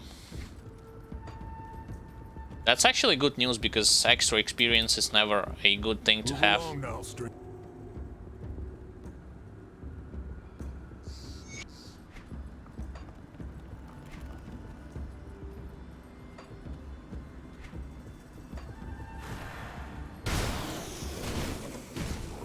Speaking of saving time, oh, I can go straight towards the cave in the middle of this place.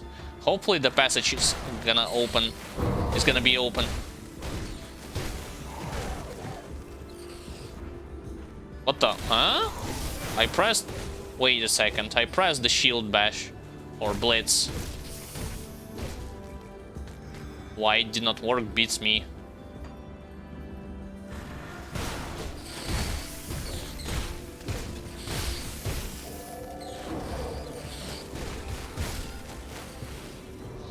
Oh, I was trapped also. Got it. Yeah, the passage to the middle sadly is blocked. So I have to go this way. It's not a big turn to take, but it's still something that I would prefer to save in terms of time.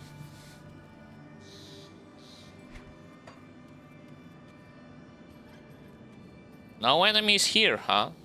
What about this place? Usually you have like 2 groups of zombies popping their heads from those. One shot. One shot reanimator from blitz attack.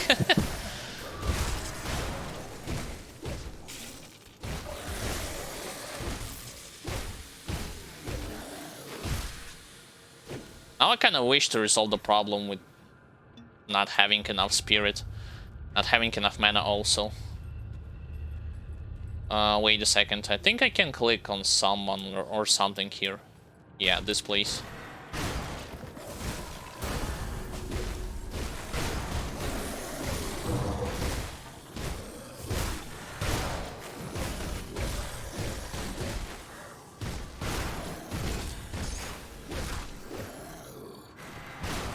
Alright, alright.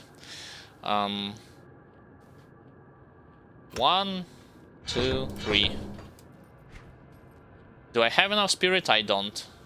Alright, here's your 1 point into spirit.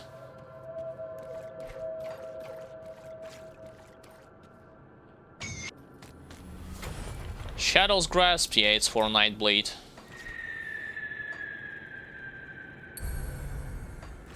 One more, guys, one more until we will be able to shred through our enemies' resistances.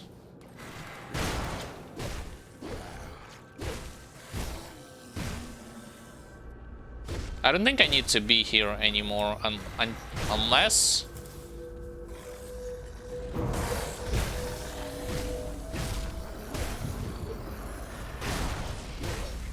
Couple more guys.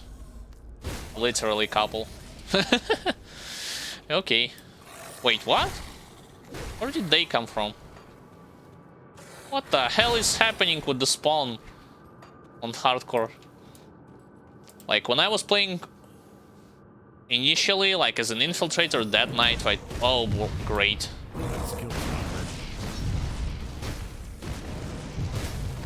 Thank God I'm relatively tanky.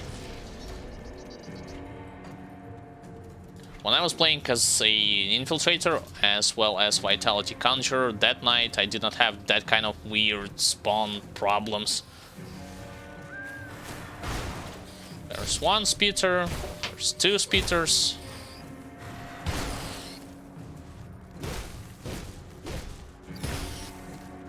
Like I've told you, focus on ranged guys. You can ignore, like, even if you're playing ranged character or mage, still focus on range guys.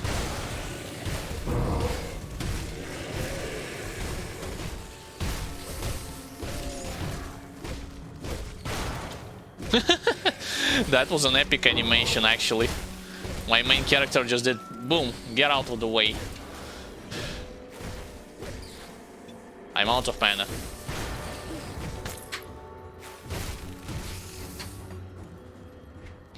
So where am I heading right now? I need to head to the left in order to complete the quest, and then I need to head to the middle to get the Angrim back to Devil's Crossing. There's actually a monster totem. Oh, but there's like a ton of enemies over there.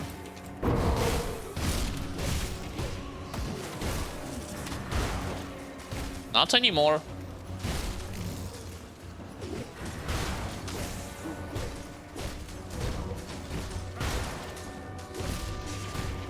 Yo, this guy, look at him go. He's serious about what he was about to do to my character. It's like, you kill my homies, now I'm killing you.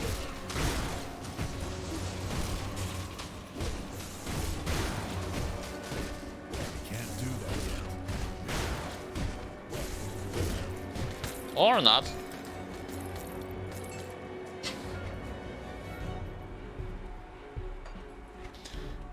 Onward we go.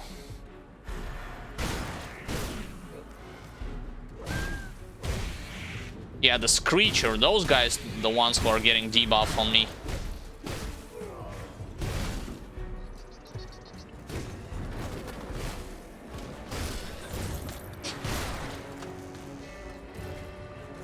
Etherward Totem is to my right. I will get to... Will I get to it right now? Yeah, sure, let's see. It's not that far away. Etherward is still... I believe it's tier 2. Or tier 1. Nah, it's tier 1. Damn it, I made a video myself about the monster totems, so now I'm confusing them between each other.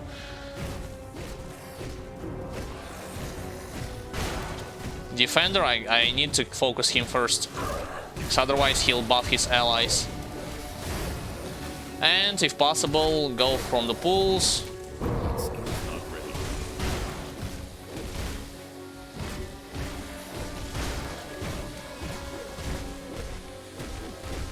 I said go from the pools, like this.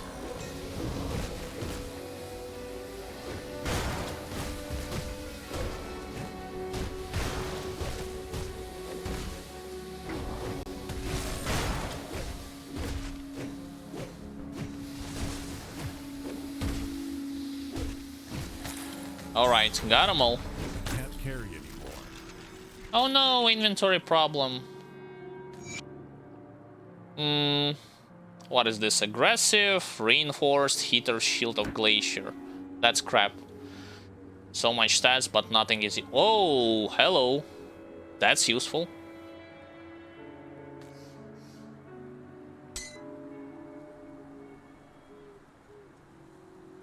Like, that's useful than having even 44 offensive ability, I think, at this point.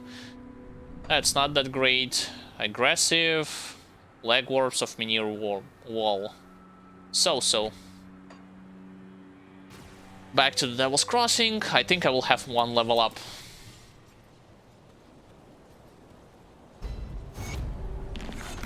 Almost. I'll give you a good price of what I've got left. Wait, this club. What? I almost made a terrible mistake. This is like way better compared to mine.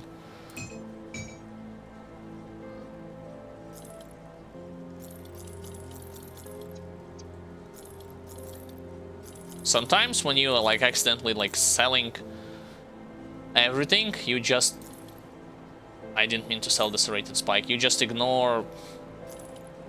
You can ignore pretty useful items.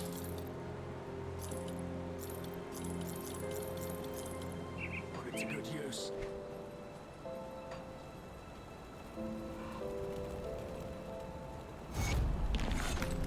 Still not leveled up. Got something you need stashed? Oh yeah, I do. This thing goes here because it's a quest item. You cannot put it there. Damn, only 3 like mana potions? That preposterous. I think it's time to craft a relic. I'll do the best I can. What are the relic for soldier? All around threat, that's too high level, that's too high level. Doom, whoa, way over high level. And Juggernaut. Juggernaut, level 35. Yeah, good luck for that. Then for level 18. I mean, Calamity only works right now. Elemental resistance. I don't think I need elemental resistance right now. Let's go with Calamity. Bring me back any blueprints. The hell it picked up? Oh, great. Starting to get stronger.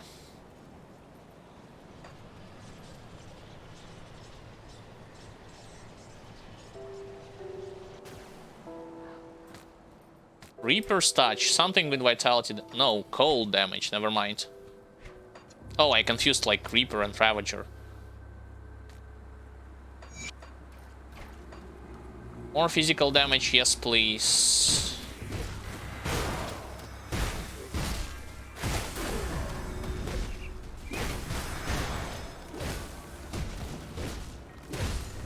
I think I hear a fighting over there. Yeah. Right, or monstrosity already? Alright. Soft cap, 16 out of 16. No point of investing anymore here. What do I want more? I want this thing. Badly. Should I just go 3 points in it? Yeah, why not? There will be also squad tactics available, but I will ignore them. I mean, I'll pick them up only like 1 level. Yeah, they are fighting over there, I was correct. What the? Huh? You just saw what happened?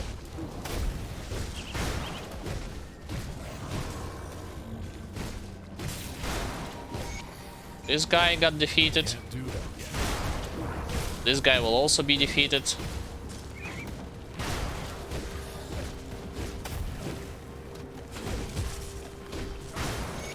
There.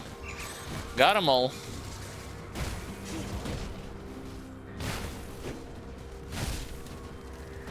They still haven't finished their fighting yet. Holy hell, what? Whom they are fighting? Oh, Grubbles. It's like Ethereal's doing no damage to them on this difficulty.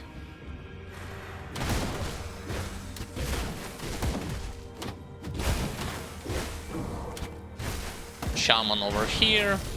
And to the north. So now I gotta find Tangrim.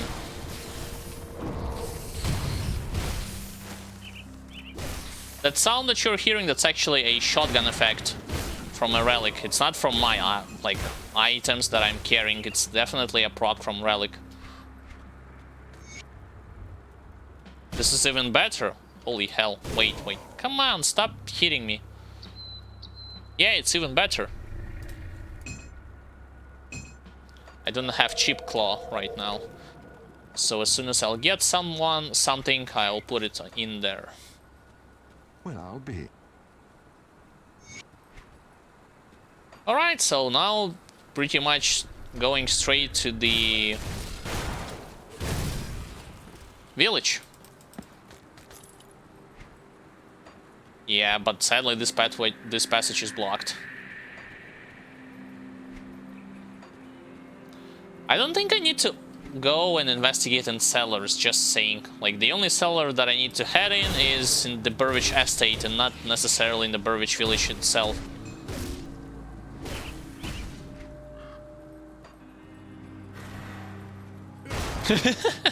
I still love this animation. I mean, I can go and try to defeat the boss in the cave, but it's not worth your time, like, telling you straight up front, especially on hardcore difficulty, on normal mode. Like, later on, once you get stronger, you can deal with him, but right now, it's gonna be, like, pointless running back and forth. I'm, of course, talking about the Man-Eater something, basically in the optional cave. He can be present there, he can also be present here. Oh, hello. Hello.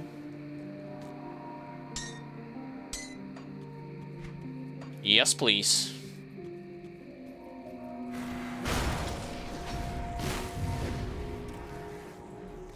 A lot of floating eyeballs.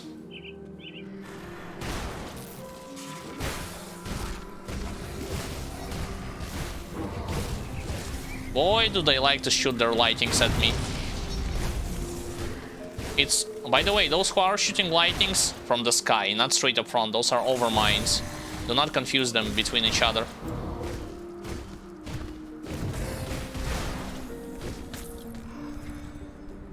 There, got it.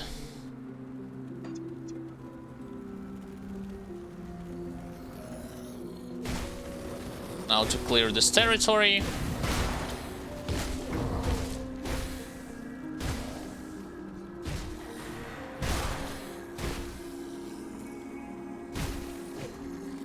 Some mana problems, it still seems like it's present. So I gotta make sure I have enough mana when I'm in battle.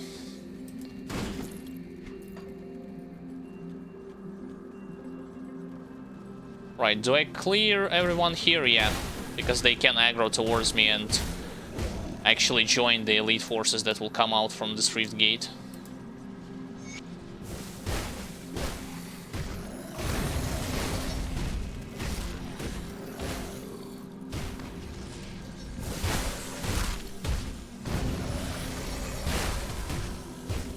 So far, so good. Next.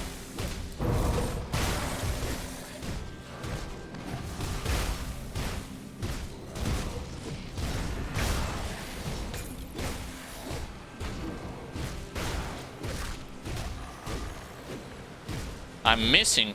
Wow. Yeah, because he has like one level over me. There. So the village has been secured. I can return if I want to. I actually got a chip claw. Great. But I would prefer to go... Actually, Yeah, you can return to the village to pick up yet another quest. Give back this quest, pick up another quest. 2 actually. One over here.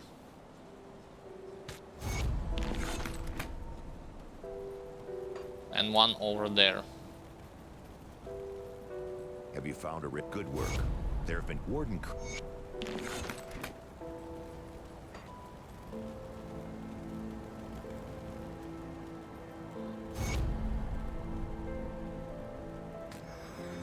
I got the achievement from hearing all of his stories already, so I'm not gonna bother trying to do this one more time.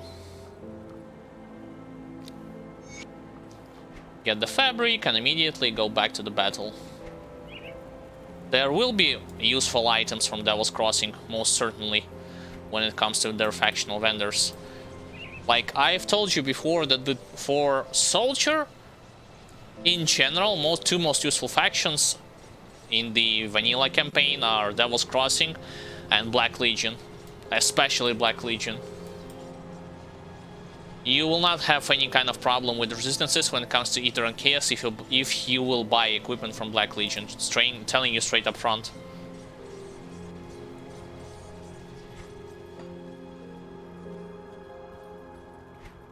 Alright, since I'm not gonna clean all those cellars, I'm just gonna go straight and return the fabric. And then I'm gonna go to Burridge Estates.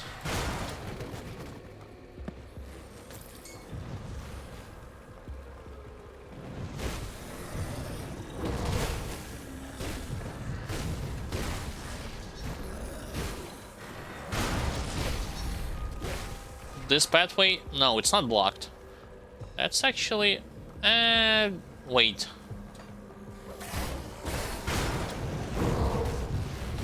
There's a lot of burning undeads there. I'm not risking, I'm popping the overguard. Turns out it was a good idea.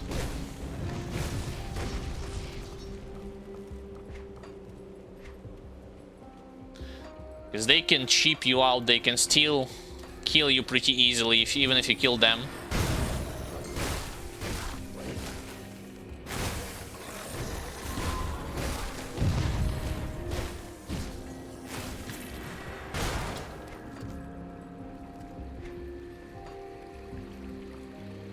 Now, before we go to get the fabric, we'll go to the optional cave over there.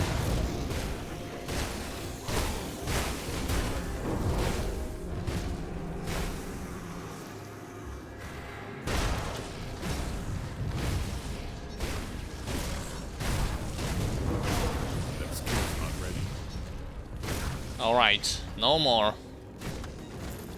At least from them. This one, and this one. Oh, wait a second, I forgot blindside. Jesus. Okay, on the next level I'll go like 1 point into laceration, 1 point into blindside, modifier to the blitz. Basically, it gives you the ability to hit more targets, more damage, internal trauma, physical... Internal trauma basically ignores all of the enemy's armor, but not physical resistance, important to note. But also it reduces target defensive ability. We discussed this already, I have told you what it does, so no point of me stopping here and telling you additional stuff. Laceration, yeah, talked about this. I'm gonna level Laceration, Blindside, and 1 point into Mastery Bar on next level up. And as always, 1 point into Cunning.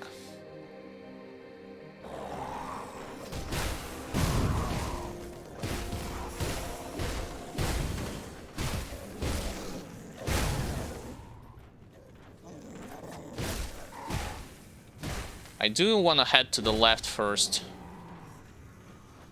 I don't want to head... I think if I'll... Again, Shattered. Why is it with all the debuffs that I'm getting Shattered? Minus damage sucks. And I thought I can aggro them with the War Cry. Theoretically, I could have.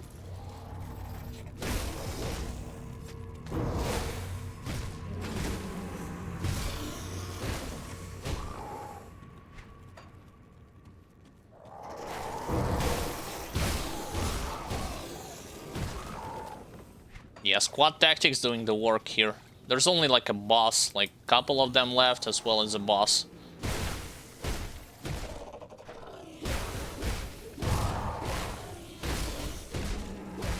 There.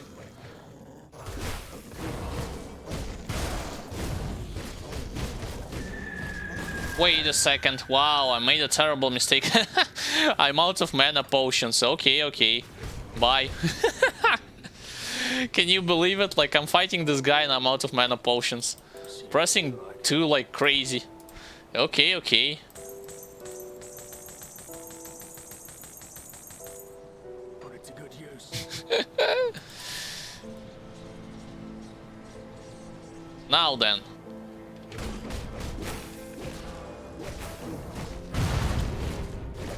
That was a shotgun from my part. Also a shotgun. He's dead.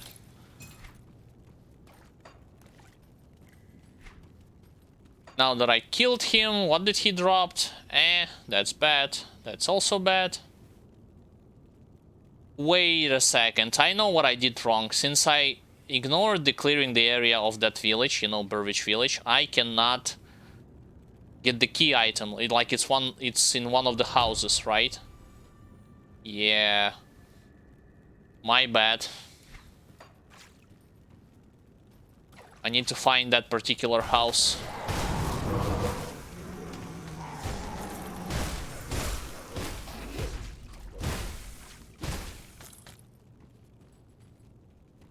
What? Mistwalker leggings.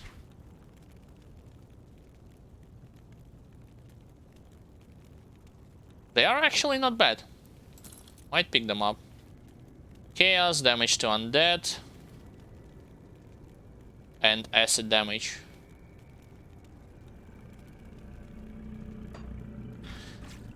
Alright, alright, I will correct my mistake that I did by returning back to Burwich Estates. I think it's in one of the houses. I'm not, just do not remember in which one.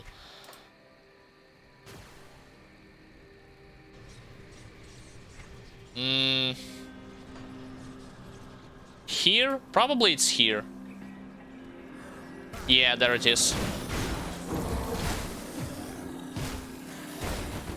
Now I can ignore this area.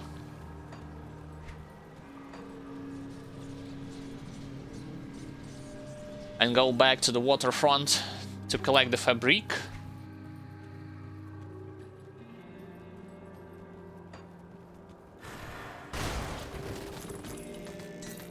Elemental resistances are kinda on a lower-ish point. But those types of resistances I can easily fix.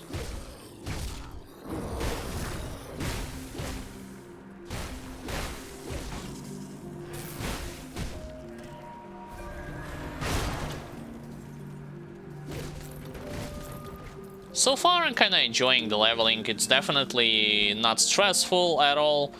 You have a lot of protection. Clear speed is decent considering that I'm playing as a sword and board build.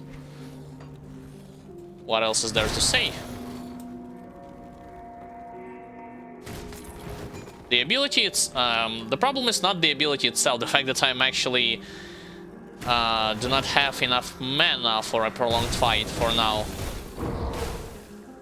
Like if I'm pumping overguards, if I'm doing all of the shenanigans with my blitz for an extra damage, then yes, my mana is running low quite fast. Alright, fabric has been collected. This area also can be ignored, and we are going to the Burwich Estates.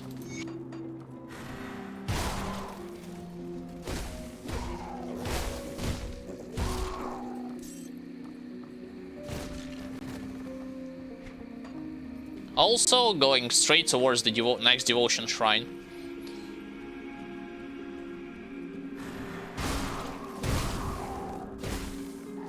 I love the shotgun, especially how much damage it does to the enemies when it procs.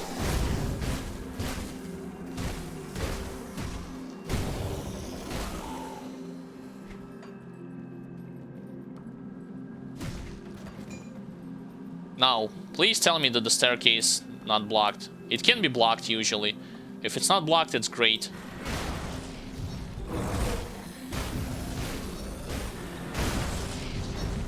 Of course, getting rid of Burning Deads. That's the priority number one.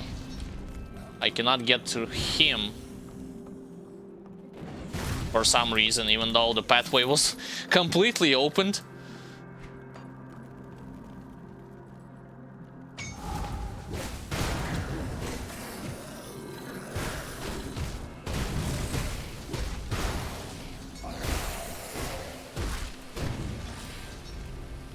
Wait, what? Oh.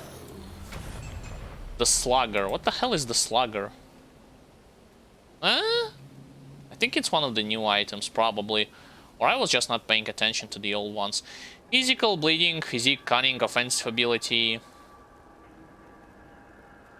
Yeah, but no resistances. Not that great resistances anyway.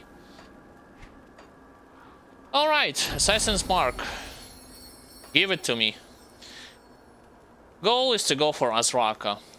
But as a short detour, we're gonna grab ourselves. I think I'm gonna grab Ghoul, honestly.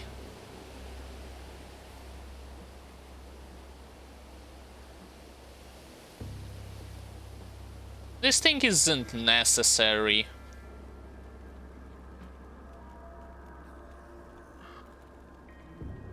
It could work. It could work in a more appropriate fashion on a physical / bleeding damage type of build, or pure physical. Excuse me, pure bleeding damage. But for me, I would prefer to go without it. Like, Ghoul would be more than... Ghoulish Hunger should be more than enough on that type of character.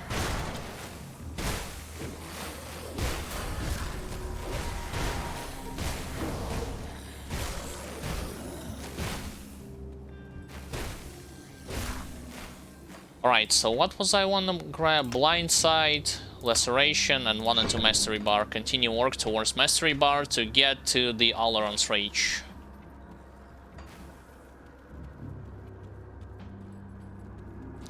Let's save the poor girl trapped in the cellar.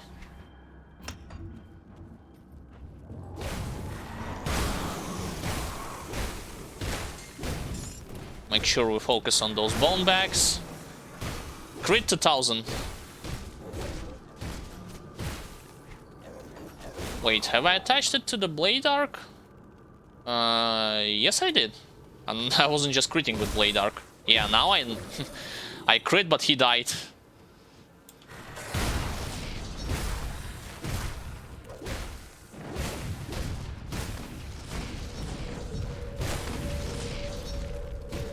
They died so fast that my Blade Arc isn't even doing the work here.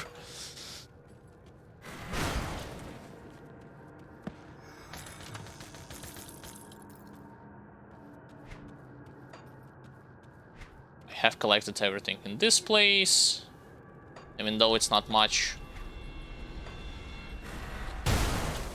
Damn, that was actually a big explosion.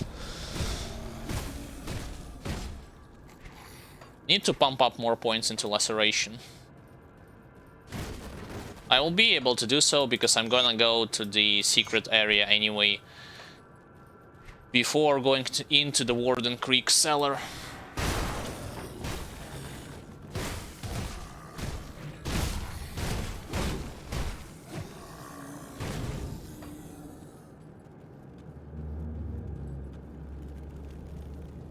Boy, do I wish for you to utilize the movement abilities like Blitz to go closer to the doors. Oh yeah, and we're totally gonna clear the monster totem. Even though it's ether warped, which means tougher enemies. But I'm ready. Yes, you can determine when the Assassin's Mark has been procced by the crisscross swords on the target, and also by the marker that you will see on the elite monsters.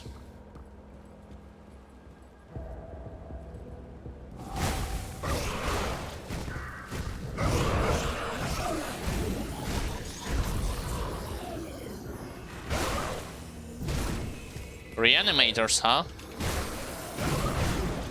No more. What the? What's with this guy? This guy just flew into the house and then started shoot. He was shooting at me through the window. Acid. No, bad. Is it better than Menhir's Will? Resistant Fur-lined. It kinda does. Well, sort of.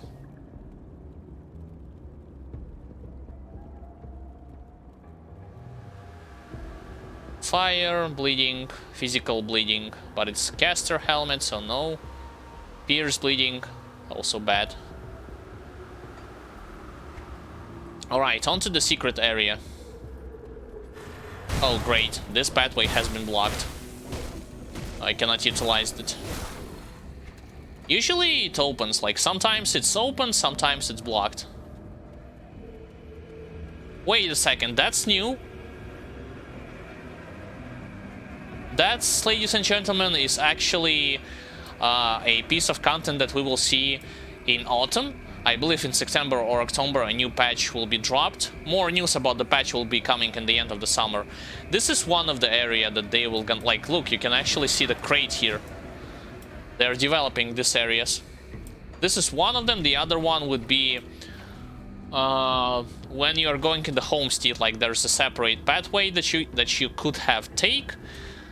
If not for the fact that the bridge was destroyed. They're gonna repair the bridge and there's be like another piece of content.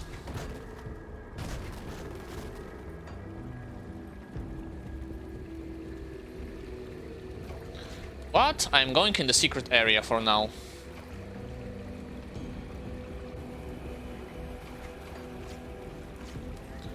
Toughened.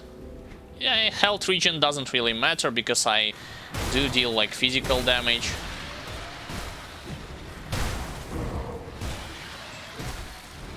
And some part of bleeding damage.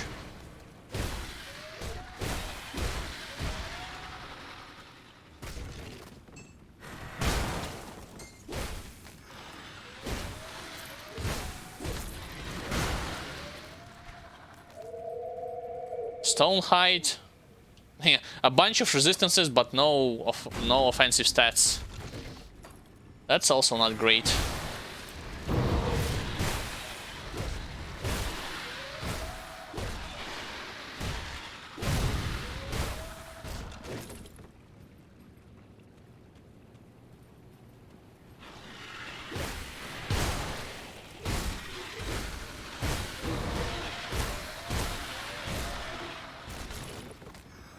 Alright, keep going.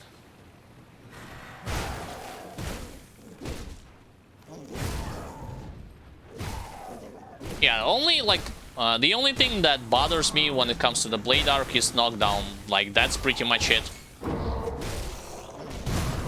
Everything else in this ability feels great, especially since it got buffed.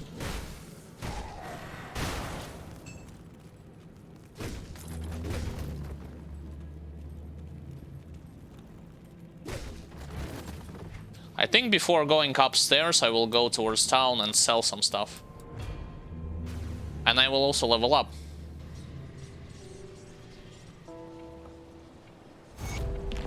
Thank you. The inventor lady has been saved. Come see what's left. This is all crap.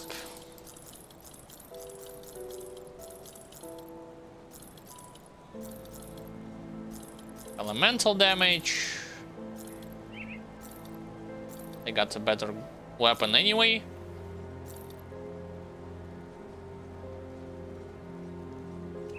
Physical damage 45, defensive ability. Nah.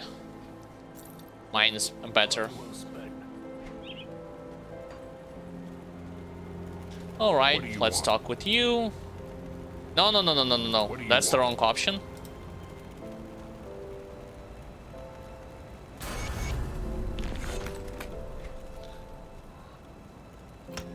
One, two more. Now he gave me the key towards the Depraved Sanctuary and I'll go there. Is it better? Yeah, most certainly it does.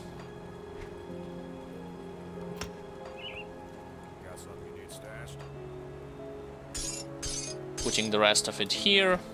And then continue exploring. Do I have enough rep? I do not. And even if I did, they are selling the items for level 35. So... See you around. not worth it right now.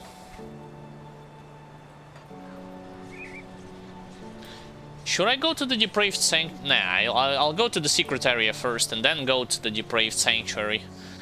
And then I will finish with the Warden Krieg and Act 1.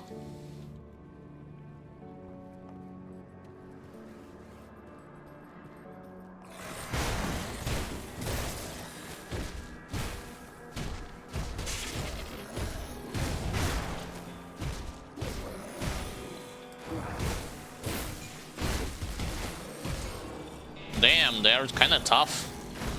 Alright, they proc my Minear's Will.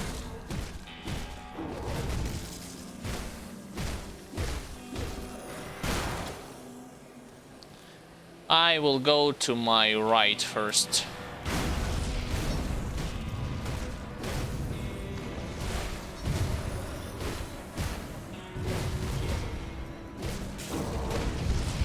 Damn it.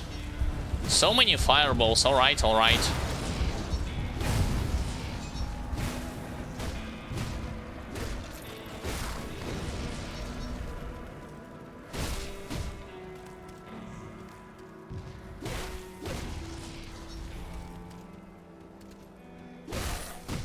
Nice, I actually knocked him down.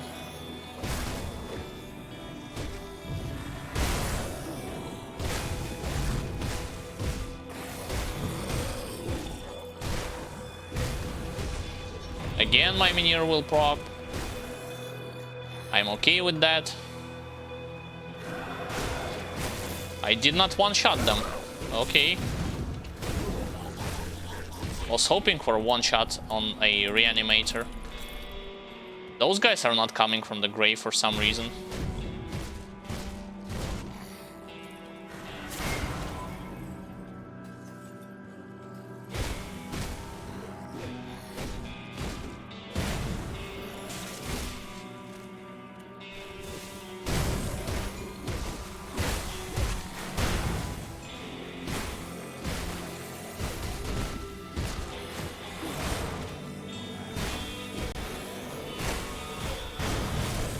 As soon as you kill Reanimator, every zombie that he actually summoned will be dispatched, and you'll receive experience for him, or them.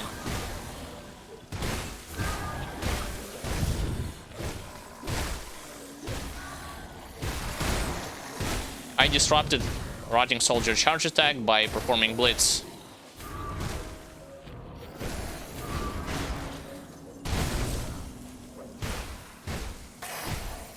I'll get a level from this area, definitely. Level 25, level 26.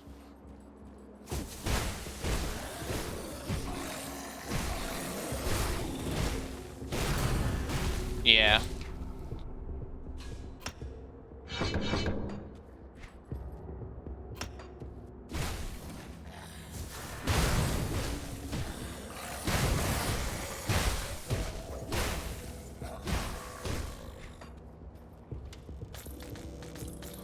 Wasn't it here supposed to be like 2 chests instead of 1? I think I missed the other one. Is this like 1 chest? The other one should be either to my right or to my left. Did I miss it? Or have I already opened it up? I do not remember. I cleared all of the enemies, that's for sure. Like, that's 1 chest. Yeah, I missed it. There it is. Exalted Stash. What the hell is this? Watcher of the Frozen North. Cold Frostburn. Oh, great. Alexa's Flesh Freeze. That's Arcanist and +1 skills to Nightblade. Elemental damage. Terrible. Wormhole of Electricity, but I'm playing with the shield, so no thank you. Alright, I guess we're going in Depraved Sanctuary. Or actually, you know what? I gotta open up the portal to Warden cellar anyway, at first.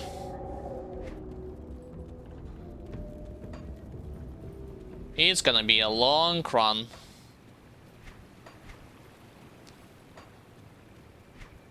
So the summary, what I have been doing, basically I was focusing on Blade Arc. I put 1 pointer into every like passive / active ability on the soldier. Do not confuse blue points with putting more than 1 point. Those are basically pluses that you get from items. And right now I'm working on the laceration and slowly but surely going towards the Alron's Rage.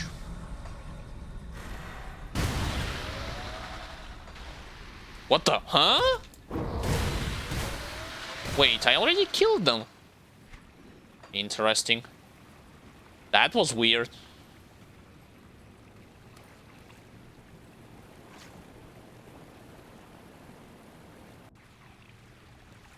And like I've said, I do not have any kind of particular plans with what character I'm gonna combine my soldier with. Choices are multiple. Primary type of damage will be physical. Choices that I can think of is Death Knight, Warlord, Tactician, and Witchblade. So some of them will be my secondary class, either Occultist, Oathkeeper, Necromancer, or Inquisitor.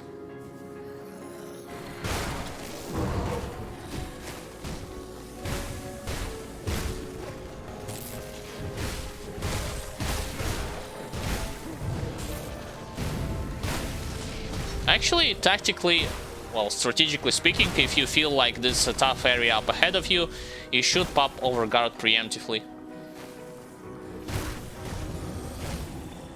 Especially if you're not that strong enough when it comes to resistances.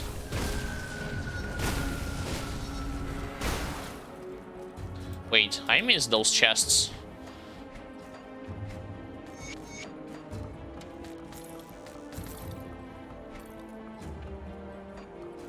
Terrible Club. And Warden Krieg Journal. So as soon as I open a Rift Point, I will be teleporting and going on foot to the Depraved Sanctuary.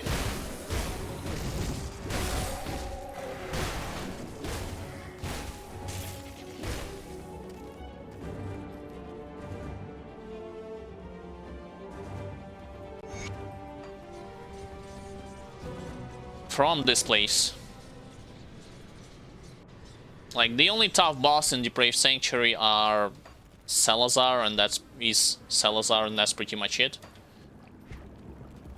You can, however, encounter tier 3 totems, you can encounter a bunch of other elites, demon elites, so on and so forth, so it depends. I'll try to play extra safe, and if anything, I can basically just do this, or extra, like, when it comes to, like, stopping the game, leaving, so do not lose my character in the whole progress.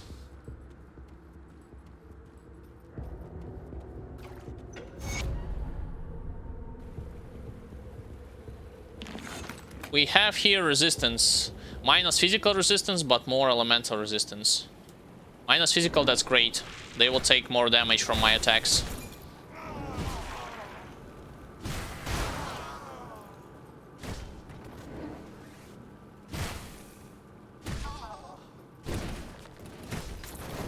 I'm still, like, amazed by the sound effect that actually those grubbles are making when you're killing them.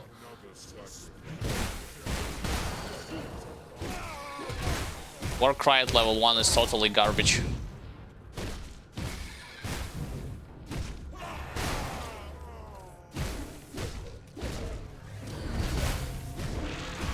Slowly leveling my Assassin's Mark. What the? Huh?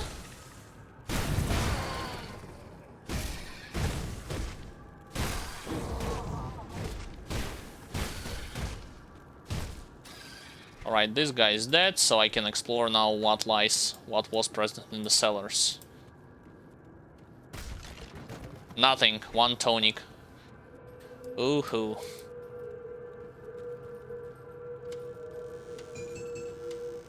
Believe it or not, most of the folks are not recommending you to visit this area on hardcore. Especially if you're not playing a... Hello, Alaron's red? Sure. If you're playing not a tank.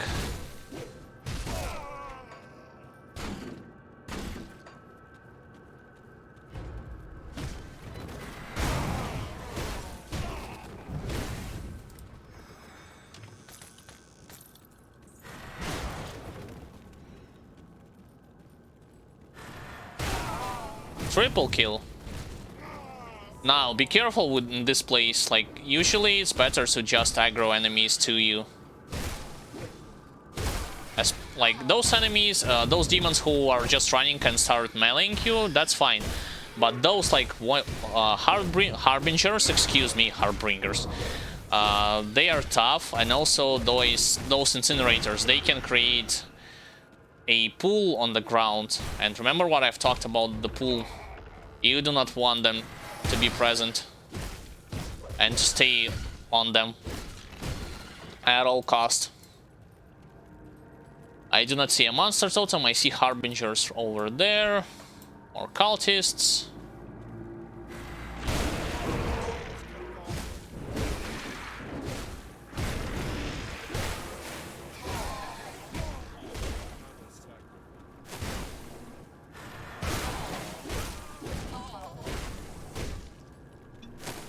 Alright, only Harbinger remains, right?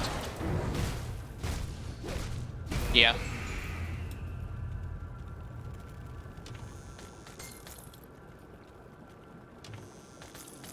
With Salazar's Tonic Blade, you will also face Harbinger, so be careful.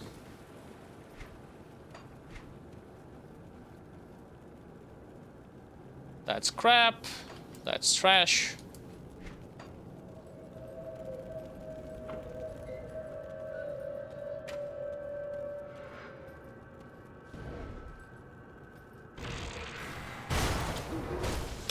Oh, just my luck. Ran straight into the seal.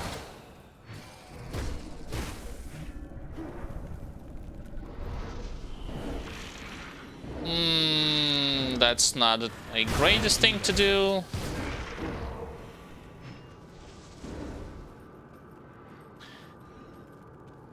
His chaos bolts are annoying.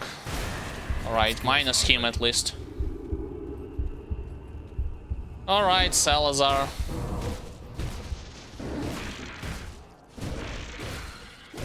Let's see what you got. That skill's not ready. I'm not standing in your seals.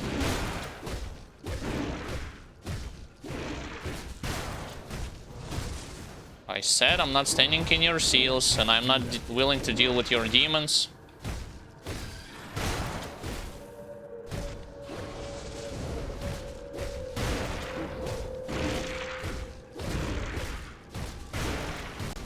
He proc my Menhir Will.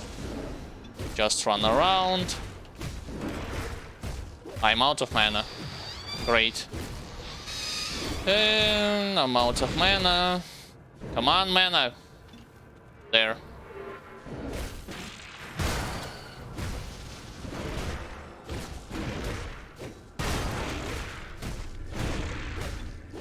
Definitely a tough fight, but nothing that I cannot overcome. There. He is dead. You have to take care of some goons that are present on the next floor, and that's pretty much it. That's like the whole Depraved Sanctuary for you.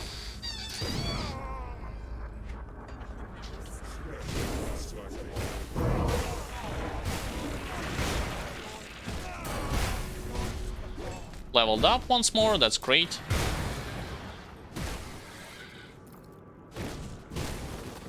Wow, they actually created 2 Void Fiends. Unbelievable. Turing Grips are also great, but I'm a little bit under-leveled. Like, they are for level 30. Holy hell. I'm gonna save them for level 30.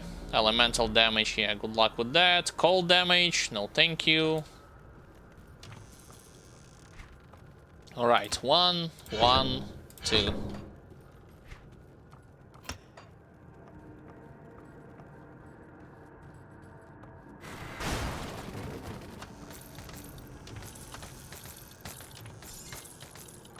I'll just collect everything and then I'm gonna look it up when it comes to look at the items, when it comes to are they worth it or not.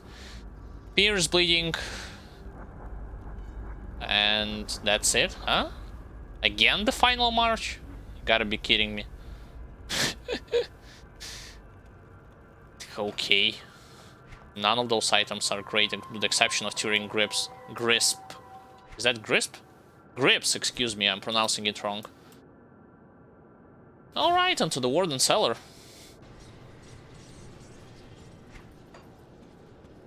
And I believe in this place there is no devotion that you can collect, so you can just easily go towards the next floor.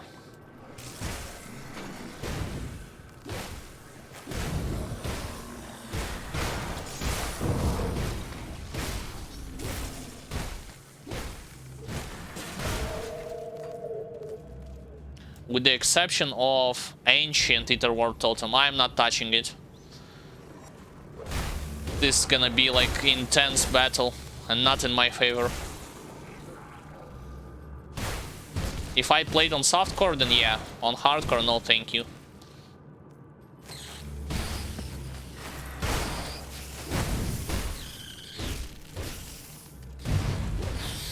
Wow, he just got shotgunned to death by those fireballs.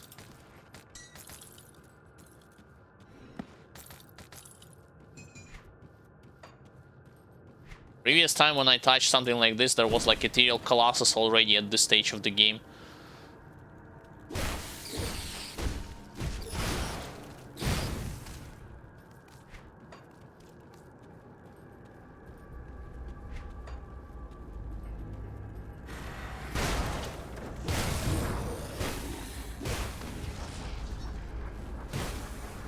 Gotta kill the overseers first.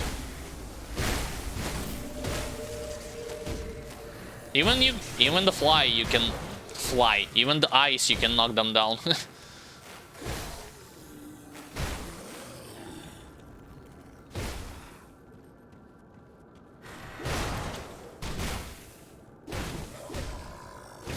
He blocked my initial hit, but not the second one. Or should I do it? Like, I'm debating, should I do it or not? I can see like who comes out from the totem to determine if I will able to beat them. The area itself, it's also not the greatest when it comes to dodging enemies and counter-attacking.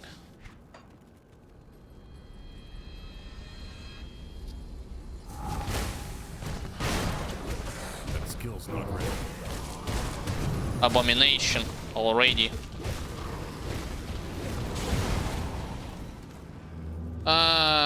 That was a bad idea.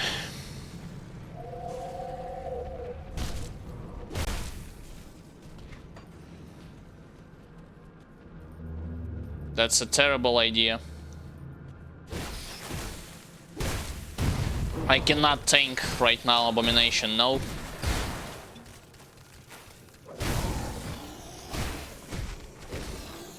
See, this is what I was talking about when it comes to tier 3 totems on hardcore difficulty.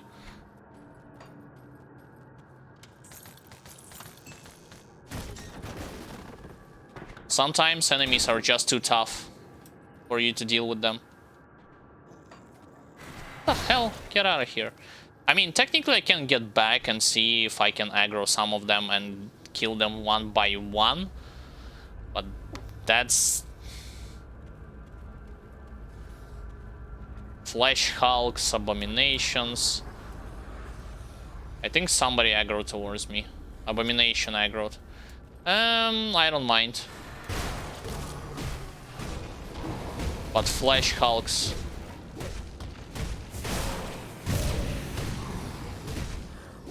We can't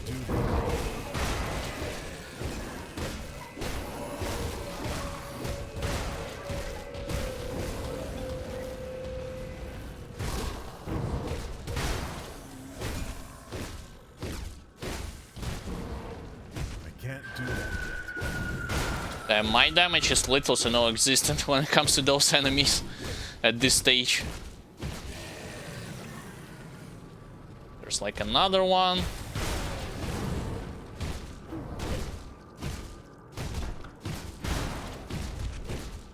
I think there's another abomination. Mesmer, abomination, and who else?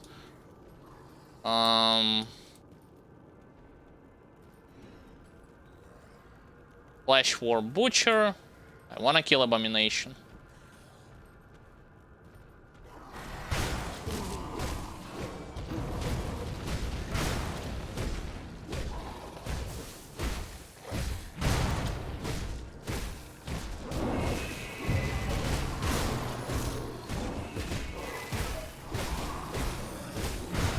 There. Now what? Mesmer and Butcher.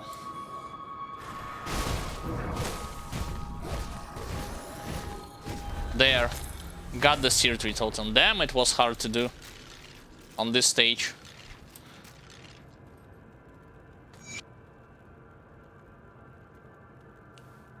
I got lucky that there was no like Ethereal Titans and Colossus, to be honest. That's not the greatest thing to collect, yeah. Items are not good that drop from them.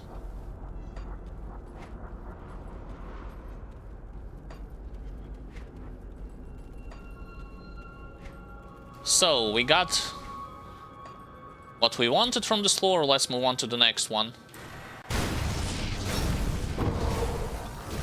Popping up the health potions and overguard just because there are a lot of burning undeads. There was, rather.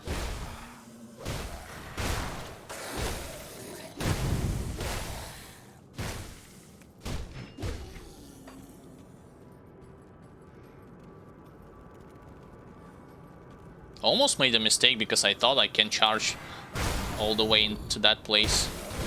I couldn't.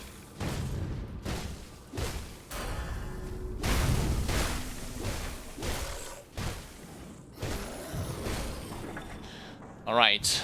1, 2, 3.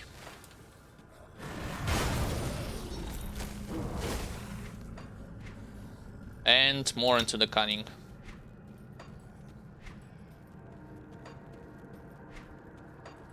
On to the next floor. The next floor, primarily I'm looking for Exalted Stash and the Ocean Point, and that's pretty much it.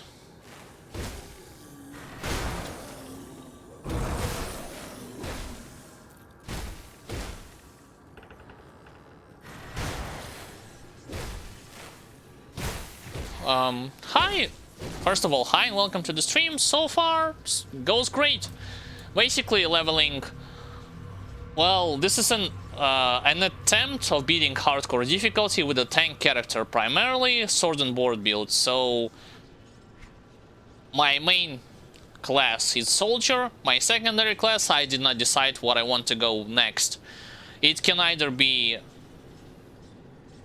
Death Knight, which is soldier and necromancer. It can either be Oathkeeper or warlord, soldier and Oathkeeper, tactician, soldier and Inquisitor, or the Occultist, which is a soldier as well as Witchblade, excuse me, soldier and Occultist. So I'm using as my main offensive skill Blade Arc, putting the points into the passives just for the sake of unlocking them, because later down the line I will be also adding +1 to soldier skills. This will be useful. And right now I'm just leveling the Laceration on the Blade Arc, rushing to the Oleron's Rage. Leveling was great in terms of defense. Clear speed is average, as well as damage, considering the fact that this is the sword and board build. Keep in mind, so this is not a two-hander, this is not caster, who in general had like an insane damage output, but that's not the point.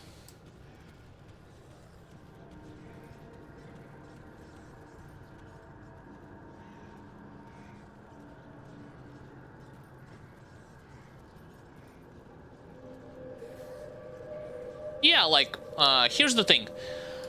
You do not have to rush to transfer your character from one difficulty to another. You can pretty much prepare all that you want when it comes to resistances, when it comes to having appropriate items, components, augments, whatever you feel like it, as well as relic like you have just described.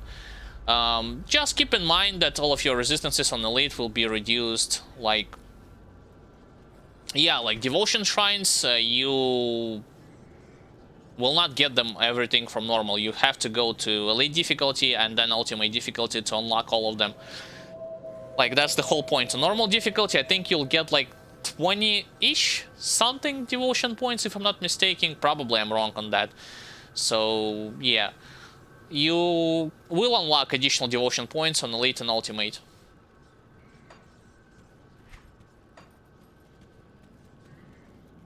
Like, I remember when I was playing, like, with my very first character, which was a Death Knight. Before I went to, like, next difficulty, I, like, made sure that... Yeah, like, so... With the devotion points, like I've told you, you will not get any... You will not get full... How much is it? 55. You will not get full 55 from one difficulty. You'll have to get to the next one. But in regards to the gameplay itself, when I got, like, first time I got from normal to Elite difficulty and from Elite to Ultimate, I actually made sure that I got my resistances on point, at least the best that I can, when it comes to, with faction gear, augments, components, devotions, like, what you call them, oils and ointments. I crafted some of those just for the safety reasons, because I was playing on hardcore difficulty. And yeah, like, I took my time, I did not rush through it. It's now I'm kinda rushing through it because I already know what areas, like, to visit, what areas to avoid. But back then, like, I tried to be as safe as possible, clear everything, like, collect every kind of item, just to make sure that I'm playing safe.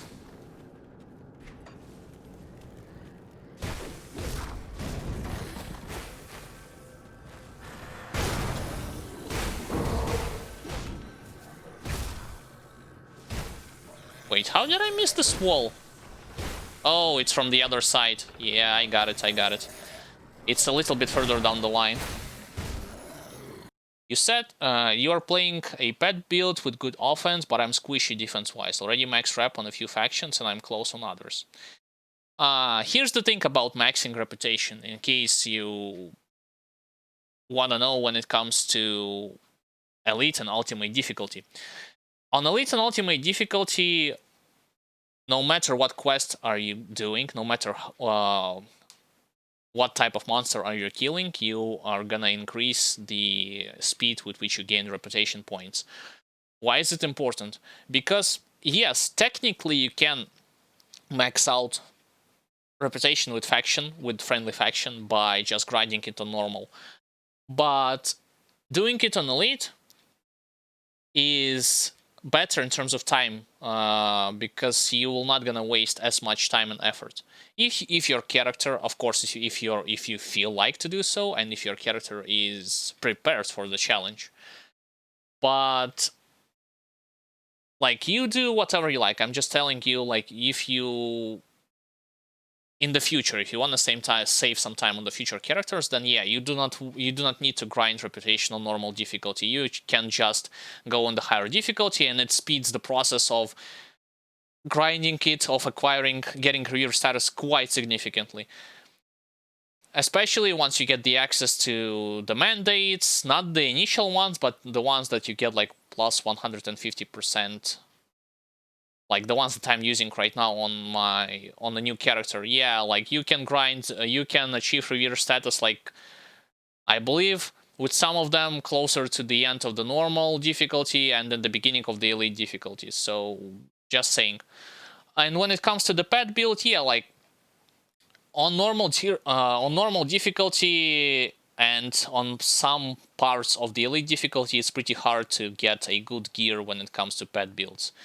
So being squishy is kind of the part of this archetype, you know, playing with pets and using pets as your meat shield, quote unquote. Which means that your microcontrol, you know, your awareness of the situation should be on point. Like you cannot allow yourself to face tank everything. If you wanna like know my take on it, like you probably should explore, like you probably should always go like try to go behind your pets in battle, try to actually utilize pet attack command to the best of your abilities in terms of controlling whom they're attacking, when they are like going. And of course, do not forget to move your character around. Like if your ground under you got debuffed, you should move away, like, because the problem, like always, the problem with the pet builds, especially in this game, there are some enemies that simply ignore your pets and go straight towards you. Like no matter if your pets have taunt ability or generating additional aggro, they will still go towards your character no matter what. And this is especially problematic if those types of enemies are elite or boss variety. Like you cannot kite them for long, you have to get rid of them and you have to protect yourself at the same time. Which means that you, like you was saying before, like you are preparing, you also like cleared everything on normal. Yes, it's actually makes a lot of sense for you as well, because you want to be like as ready as possible, like when it comes to withstanding those blows, when it comes to defending yourself from whatever the enemies may throw at you. And the gear itself for pets is like starting to drop.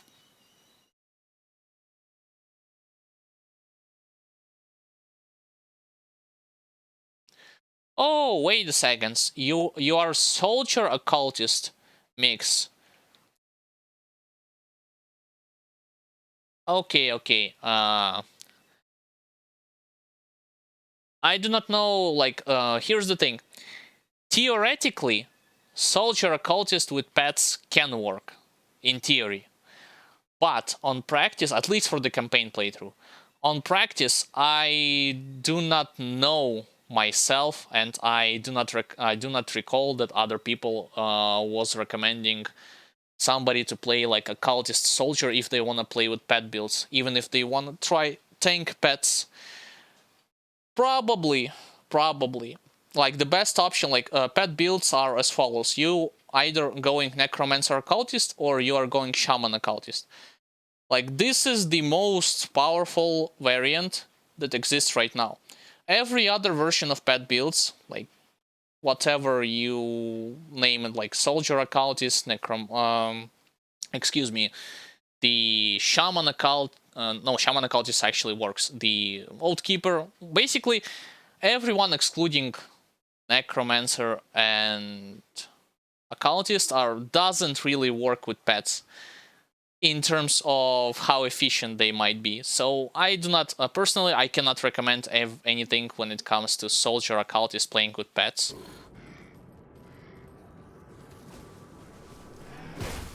I'm not saying the build itself it's bad, I'm just saying it's not optimal.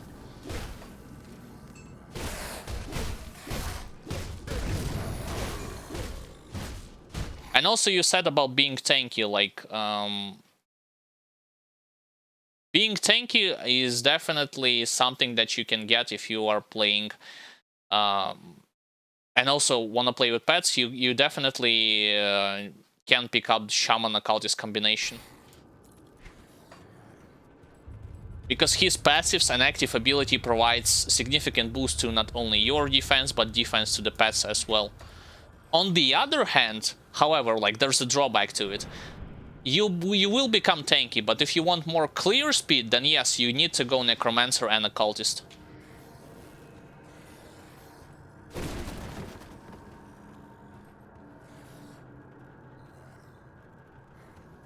I mean, like, I'm not here's the thing, I'm not saying that the other class combinations I'm bad. Also, hi and welcome to the stream, Cassia Bunny. I'm not saying that the other class combinations when it comes to pets, like...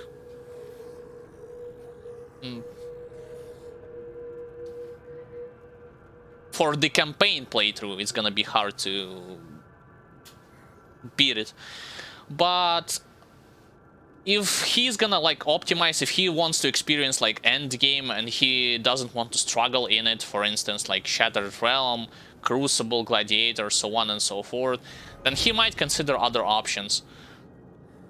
So you do, I mean, you can do whatever you want. I'm just saying that this is not the this is my take on it. Like if you feel like, if you have your opinion, then you can stick with it.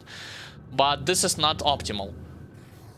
Like for pets, the optimal approach would be Necromancer Occultist or Shaman Occultist. Just saying.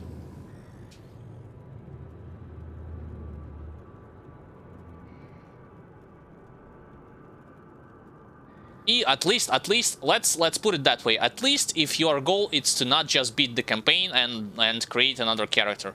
If you want other parts of endgame like Shattered Realm, 65 and above, Crucible, Gladiator, then yeah, like you should consider other options. Okay, let me pop up another experience potions.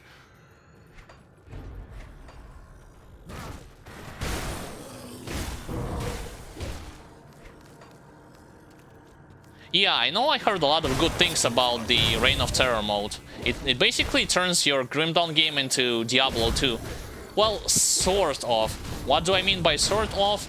Is, yes, skills and classes will be similar to Diablo 2, but of course not animations and monster models. For instance, there was like...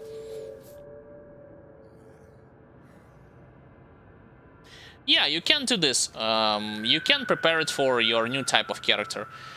Like I've told you before, if you want a more clear speed with pets, you can go Necromancer. You should go Necromancer Occultist. If you want, but the pets will be less tankier, and your character as well. If you want to be more tankier, then Shaman Occultist is your choice. So where was I? Yeah, about the Diablo 2 mode. So I do not know if it's finished or not, but I'm also looking forward to it, at least for the one playthrough, because I also played Diablo 2 back in the day. I played like Barbarian, was my main character. And I like Diablo, like in gen. Diablo 1 and Diablo 2 I like. Diablo 3, I'm not that... I was enjoying it when it came out, but later down the line my interest faded away pretty rapidly.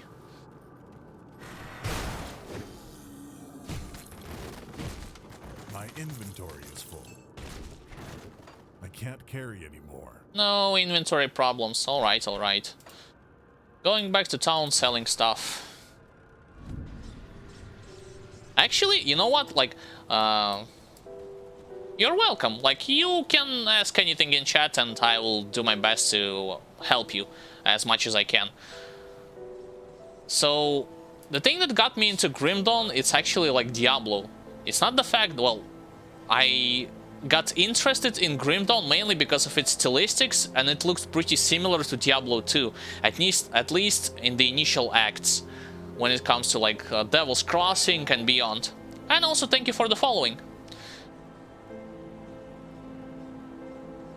Yeah, some people played it. I mean, Grim Dawn for... Like it has its group of loyal community, but it becomes more and more popular, and some people did not play Diablo 2. Probably they played Diablo 1 or Diablo 3, but not Diablo 2. I mean, I'm just assuming. That's a wild guess.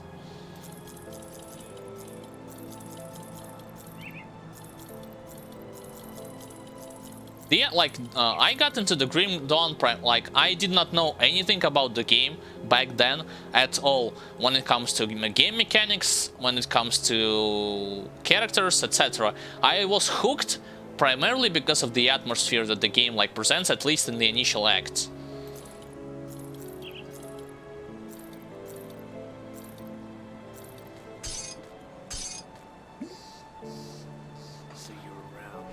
Alright, sell everything, let's get into stash.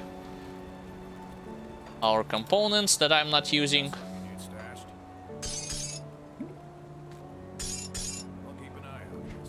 How much level until ultimate? Exclusive ability of the soldier. 10? 4 more levels. Technically 3, but since I... Actually, no, I can want... No, 4 more levels. Because 1 point will go into Laceration always, and 2 points will be invested into Mastery Bar.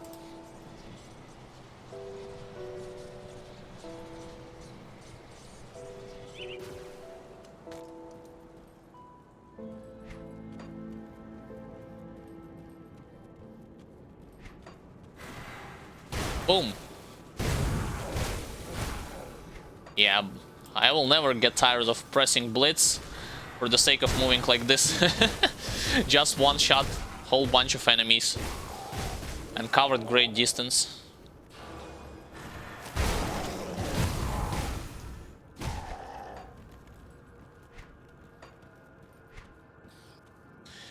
So what was I trying to look for? Oh yes, the Exalted Stash number 1, and number 2, the Devotion Shrine.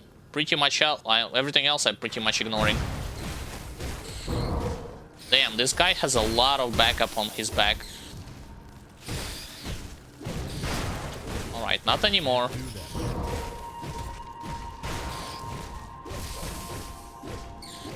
That's the icon that I was talking about when it comes to knowing when Assassin's Mark procced.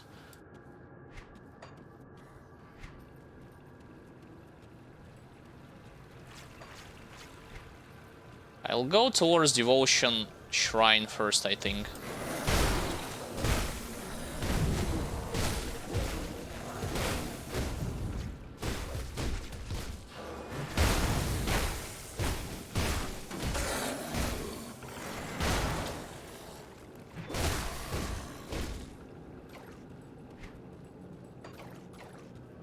Then I will go to the left because there will be like a secret passage to the spider lair.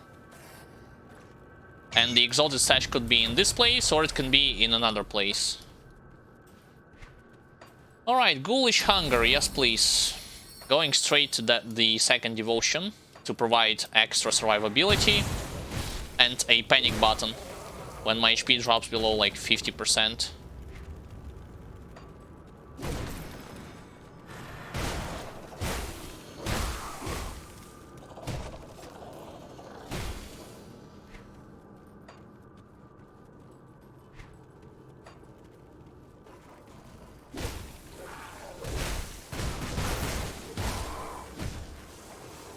I should avoid getting bombarded by their projectiles, excuse me.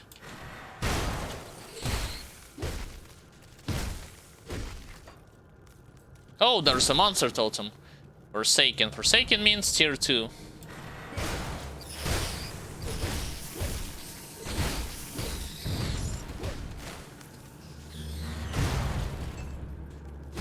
I do not see Exalted Stash in this place, which means it's gonna be present in the next spider lair. Oh well. Never lucky.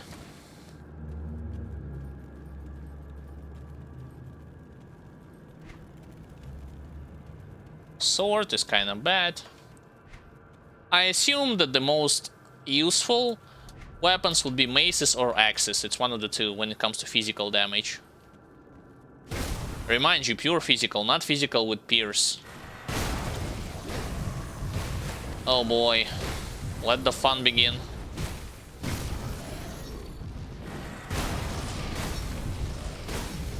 Thank God I knocked him down.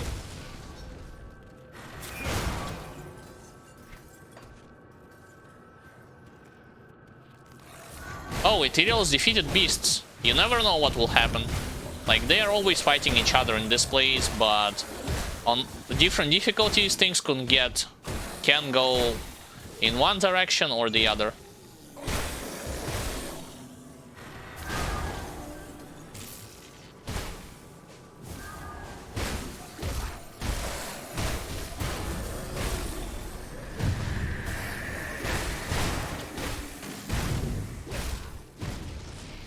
Alright, let me level up and then I will continue mauling them down.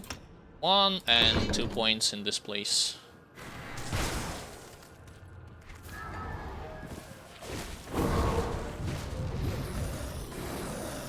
It's dangerous to charge onto them like so.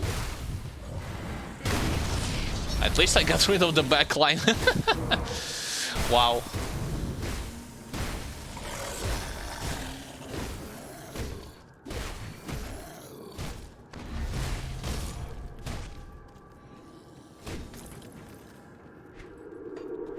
Oh, I totally forgot to put 1 point into cunning.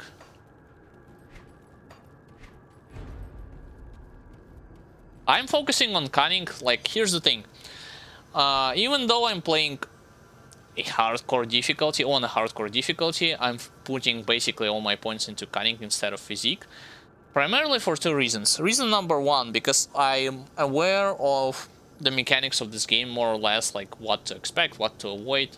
That's one reason. That's reason number one. Reason number two, Soldier in general gets a lot of bonus points towards his physique from Mastery Bar and from his passive, which is called Military Conditioning.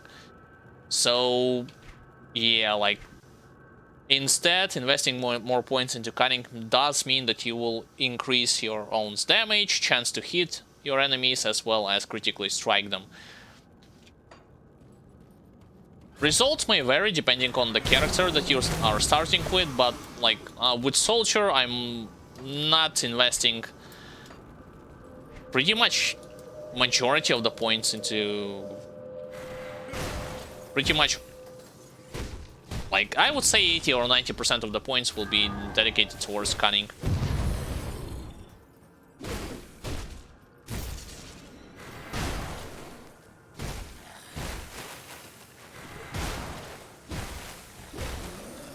Damn, I need to pump up my resistances towards acid.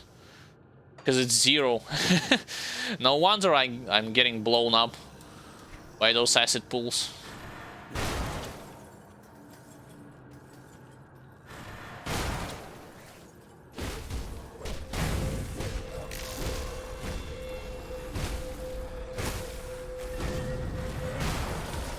Should have used charge to destroy the cluster.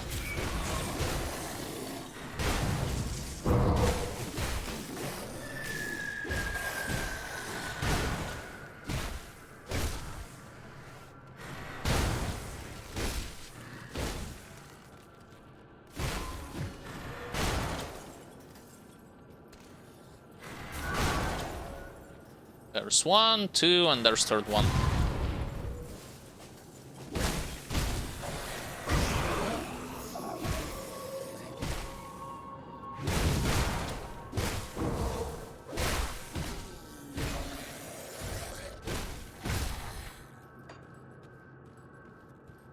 There should be one more pack of enemies.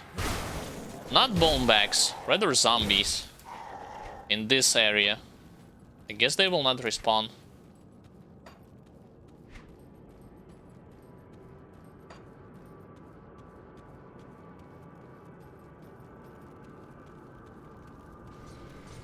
Alright, now going straight into the spider lair. Of course I will collect some of those. That's a lot of bugs. I will collect some of the lower notes, but in case I miss them, that's not a big deal.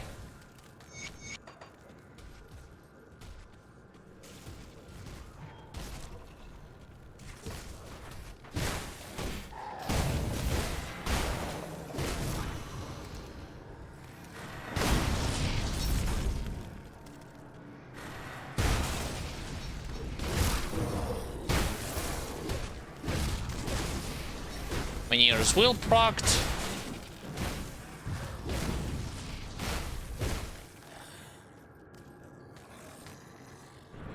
Who's shooting at me? Oh, it's you.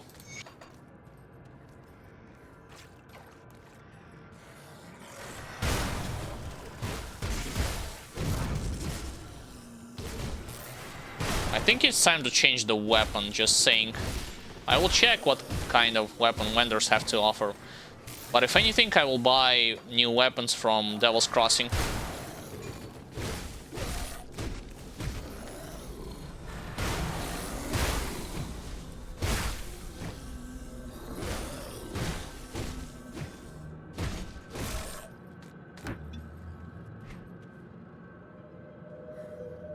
Oh, Constitution exhausted. That's the first time that I saw this tip. Actually, it's not the first time, I just paid attention to it right now. Okay, so no elite here, which means he will be present in other direction. Probably to my right.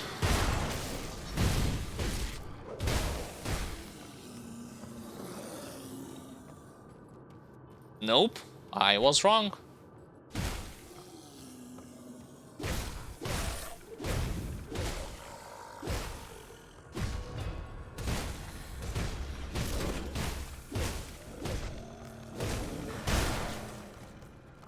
I still need more points into laceration.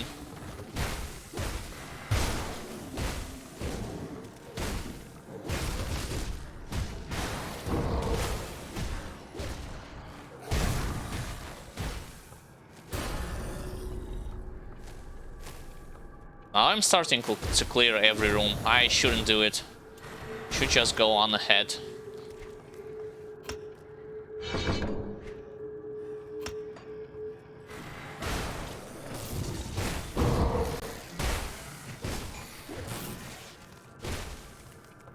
Damn it, this place is blocked. What are the chances that this elite is gonna be over there? I mean, I can use the ladder to get to him.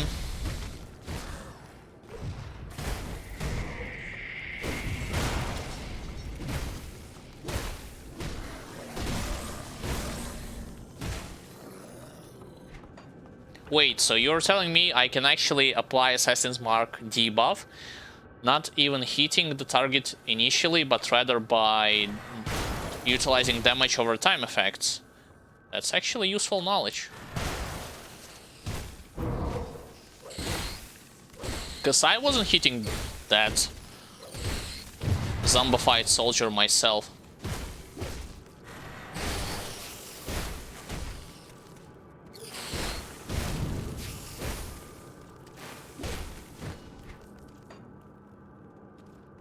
Alright, straight to the spiders.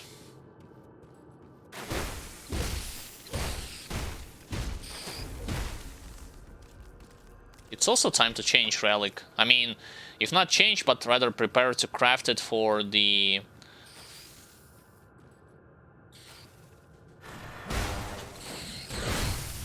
for level 35. God damn it, so many little enemies. There's like there's like another elite over there, so I might as well get rid of those guys first.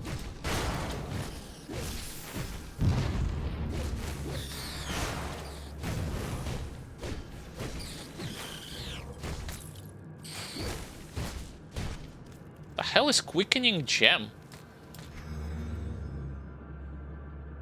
Full spread, Stormbox of Felgalad. Wow. Basically lightning damage.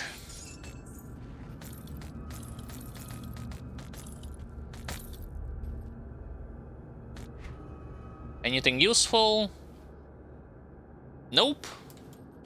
Elemental damage and or lightning damage.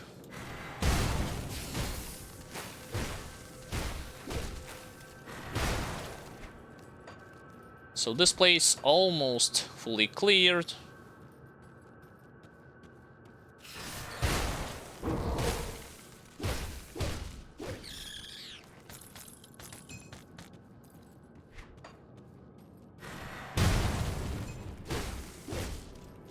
This knockdown effect, I didn't even think that it can be that helpful to you. Especially against those enemies that in mass can create against you some kind of a problem.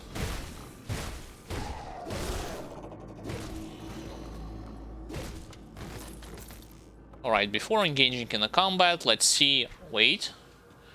Oh, it's a caster armor. Damn it. Like, that's the funny thing. When you are playing through this game, with a specific character, the game gives you the gear or the items for other types of character, and vice versa.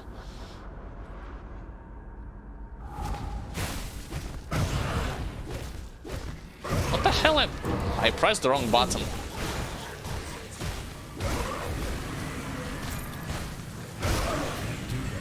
I think I killed 2 of them.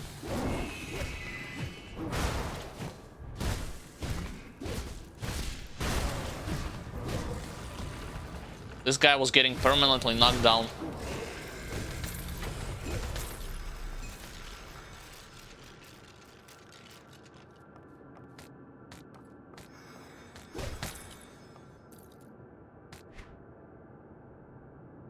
Lightning electrocute, fire burn, nope, nope. I'm looking for physical / internal trauma. Mainly physical though. Physical damage, alright, that's better.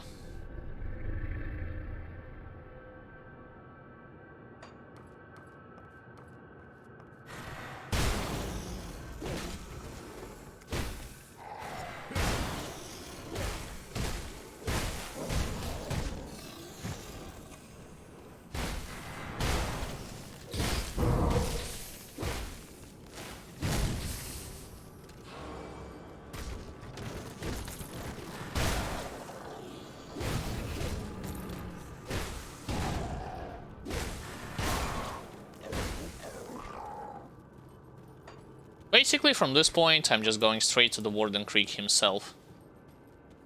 Because there's like nothing else that I missed over here. I got 71, excuse me, percent of heater resistance. Holy moly! Just by grabbing self-found gear.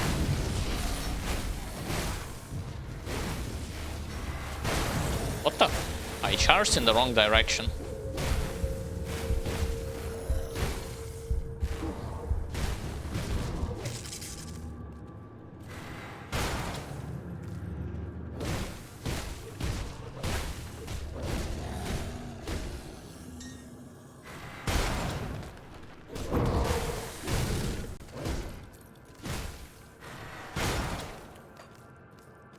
I mean, I can get one more level if I wanted to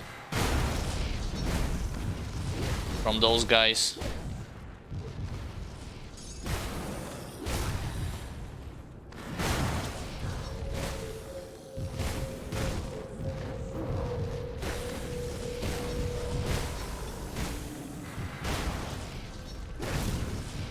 Damn, my Minier will proc as soon as I actually decided to use health potion myself.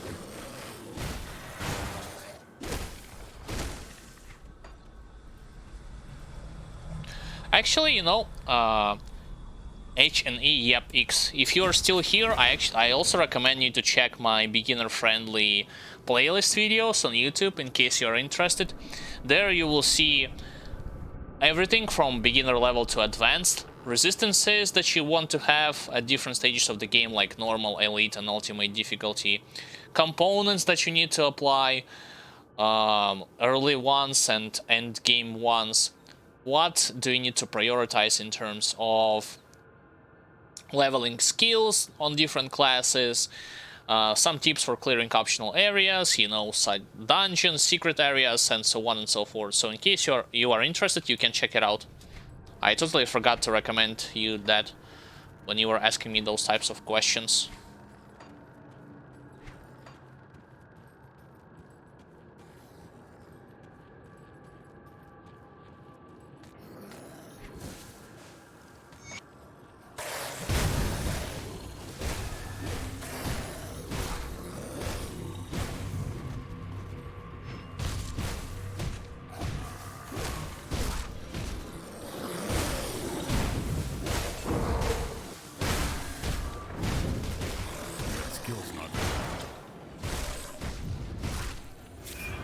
Right, let's start destroying crystals from this side first.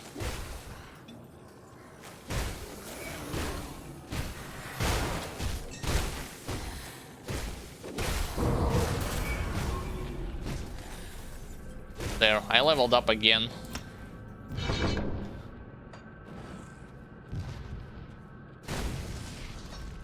Great.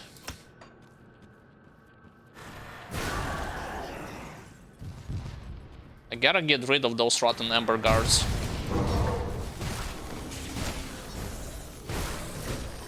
Before attacking this guy.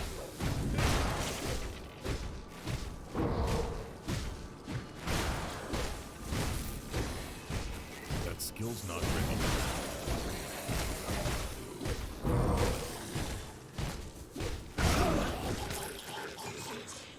There. Now just some leftovers.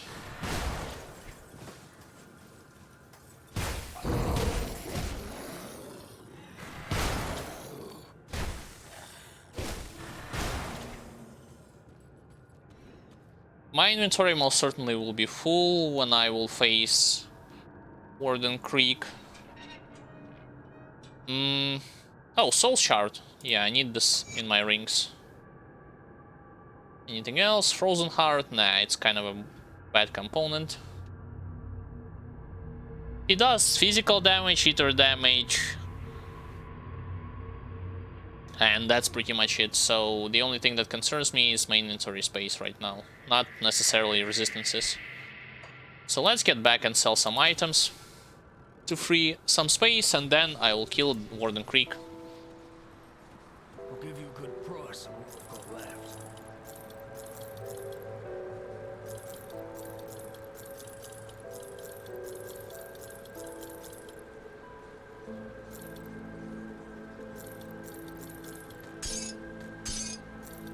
See you around. See anything? Possibly some useful weapons. Let's type physical. Again, I'm typing it wrong.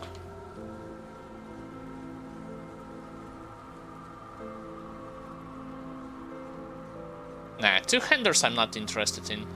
One-handers are kinda lame from them. Iron well spent. I'll give you a good price on what I've got left. This guy, same deal, I imagine. Two-handers. See you around.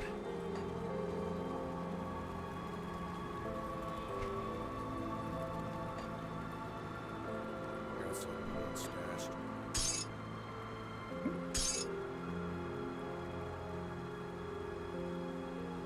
Unholy inscription in my gloves, as usual. Mark of Traveler. Where's that mark? Not Mark of Krieg. Wait, I don't have Mark of Traveler? Really? I do. Looking at the wrong stuff. Mark of Traveler here. Anti-Venom Self. Nope. Silk Swatch. I do have. Here's Bleeding, the shoulder pads.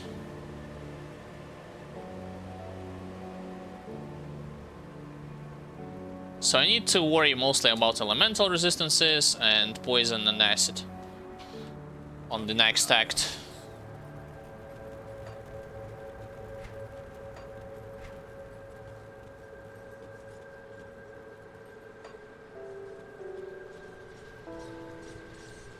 Alright, Warden Krieg, it's your time.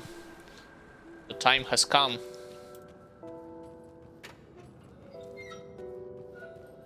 Wait for, in this place, for monsters to start appearing.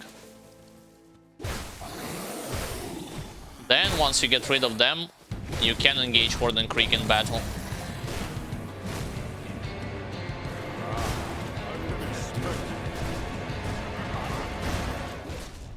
He's also using Blade Arc. So it's Blade Arc versus Blade Arc.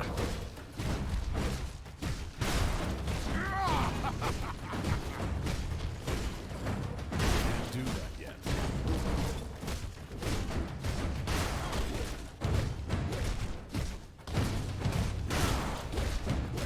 That skill's not ready. And when I'm done with you, I will crush your friends at Devil's Crossing. You are strong. Now, I will demonstrate my true power.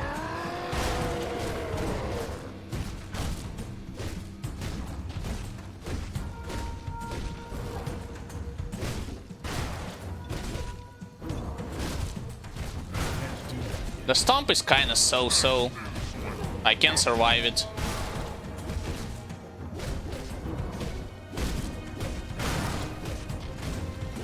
My Mineers will procced. That skill's not ready.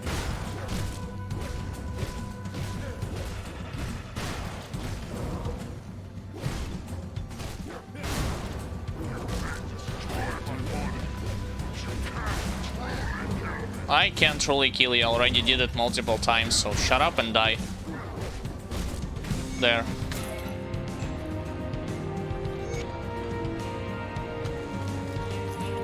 Got him! Blade dancers, physical... Wait a second, I just sell Turin grips, didn't I? Yeah, I'm a dumbass. I had like a good pair of gloves on level 30, and I sell them.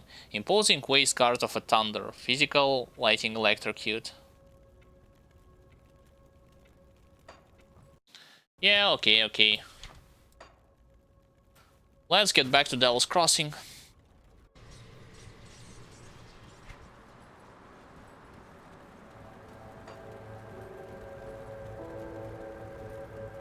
Is it fit? The Warden's defeat is a great victory for us. So you must be the... Aye, Before we head to the bandits, I'll definitely had to improve my Pierce, Bleeding, and Vitality resistance. Soul Shard, I have a second Soul Shard, if I'm not mistaken.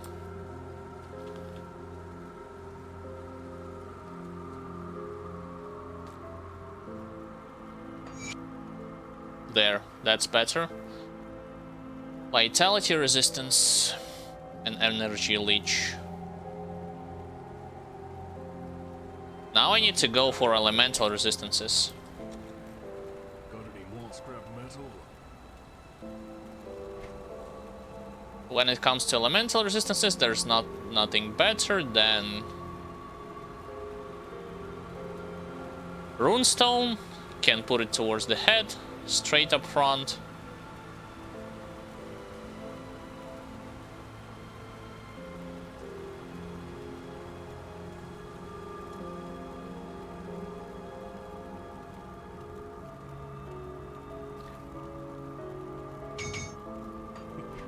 Don't get killed out there. This thing and this thing. Do I have... I have against chaos, but I don't need against chaos anything right now. Like, I need it way down the line. Can craft basically a runestone and be done with all the elemental problem shenanigans. Yeah, so I need 3 wardstone for it.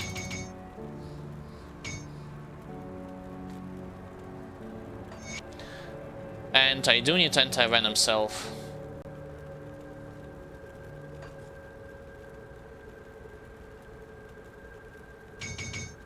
Bring me back any blueprints you find.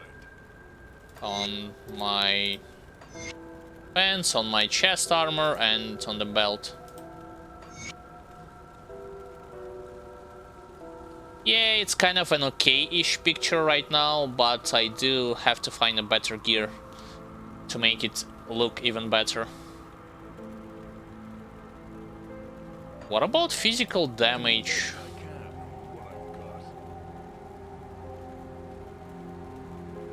No, not in shields. Blessed steel.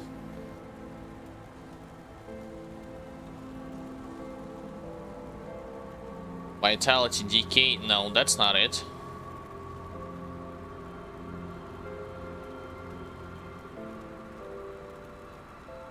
Yeah, Seal of Corruption level 75. Thank you, I already know it.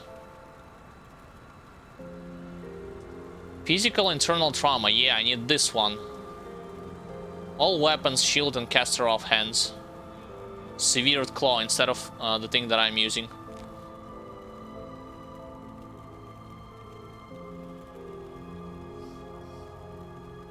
So give me 2 of those, and that's pretty much it.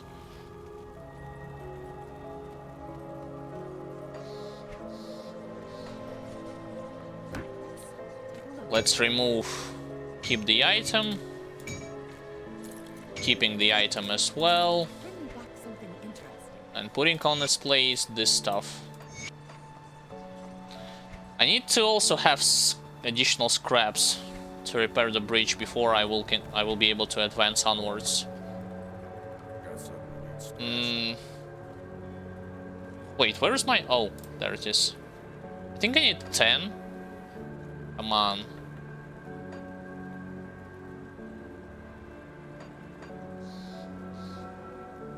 $10, please. Safe with me, promise. Alright, on to the Act 2. Now it's time to deal with bandits.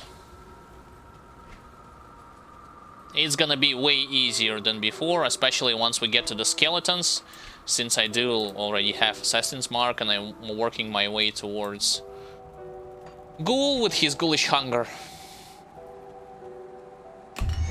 I actually need 6 scraps. Same deal, I will not gonna clear every area, I will just only go towards the place that contains like devotion points and so on and so forth. I'm actually one-shotting them with 1 blitz. I stuck. Why am I stuck? With bandits, almost always kill those guys with Molotov cocktails. Because they are annoying and then they can create a lot of problems if you let them live long enough.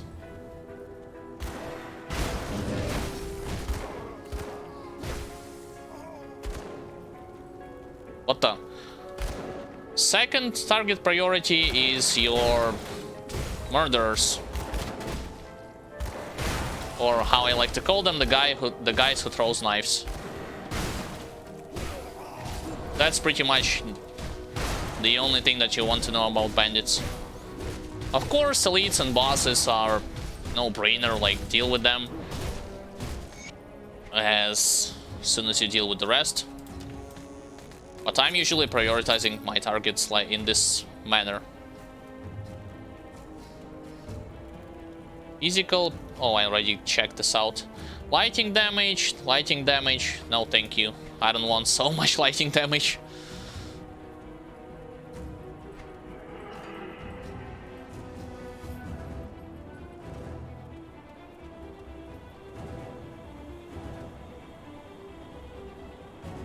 Wait.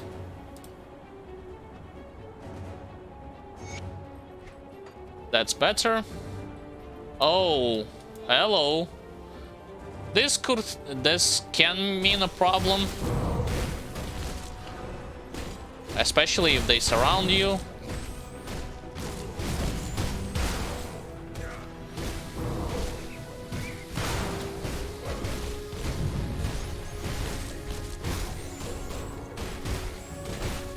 Can't do this yet.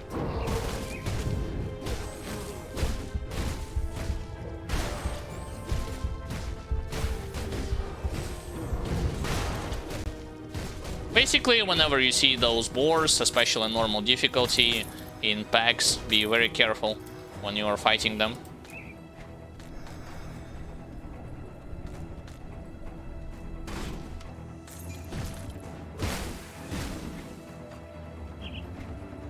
No one is here, so I might as well go in this place.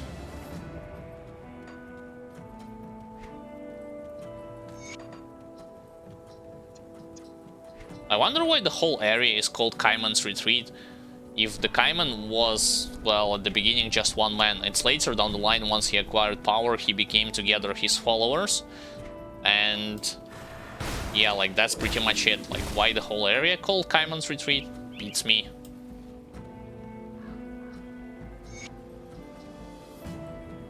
There should be like a side passage to the left. Yeah, there it is. I will immediately go, once I will complete this quest, to the cave area. Lighting electrocute, to get another devotion point.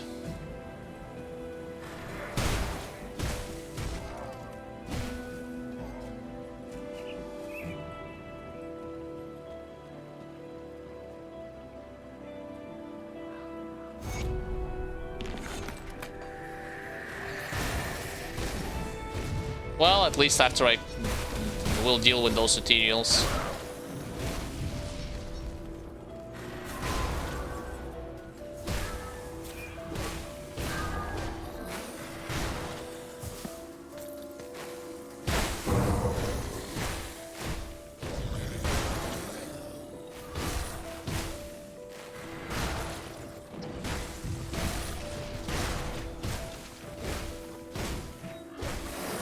Alright, problem solved.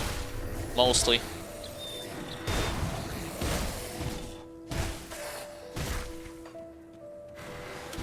What the hell are those skeletons doing here, huh?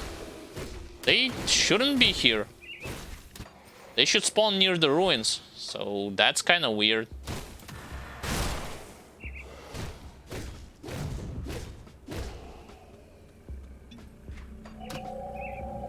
What is this? Forsaken Spirit Totem. That means undead enemies.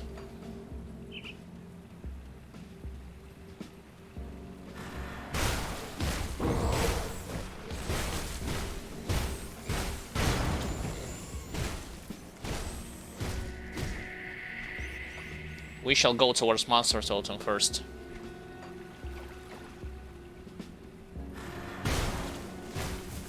Range of undead enemies can vary depending on elites from first DLC, excuse me, all the way towards the second DLC.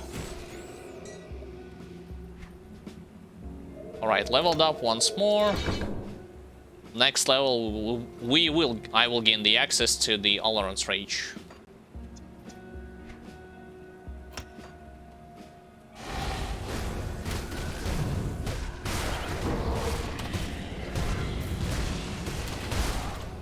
I actually should get away from ether pools.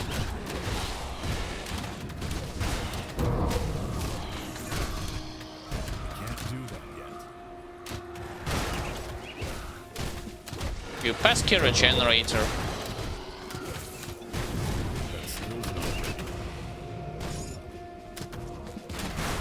You see, even though I haven't even met robbers, well, they're representative. I should correct myself, but I'm already friendly with them. Killing every undead will increase this reputation. Fire damage and vitality decay with huge bonus to pets. Alright, into the cave.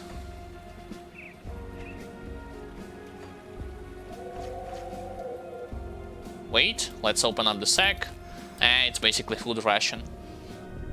Nothing else.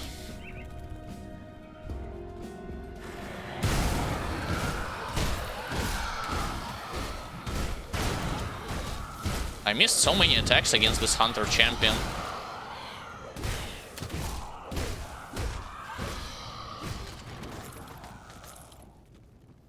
Alright.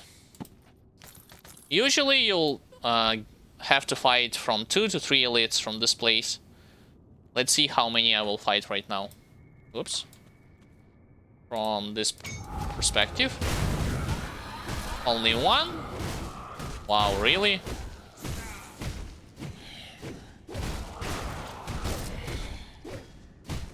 Yeah, still missing despite pumping everything to increase my offensive ability. Those ghosts are annoying to deal with as a melee character.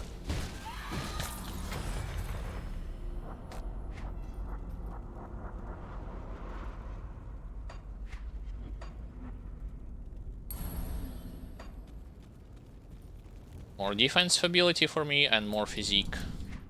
Now we are gonna go straight towards their boss.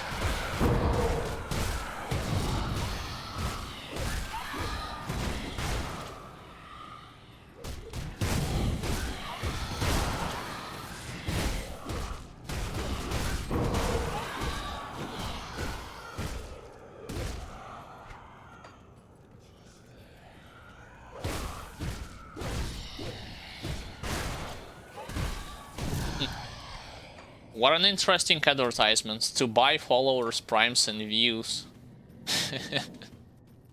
Yeah. No thank you.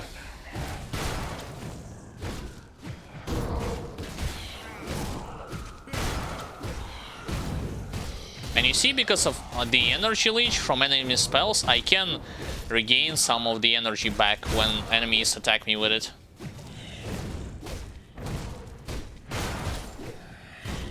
Yeah, this fight is gonna take a while, but what you want. After all, it's a one-handed sword and board build.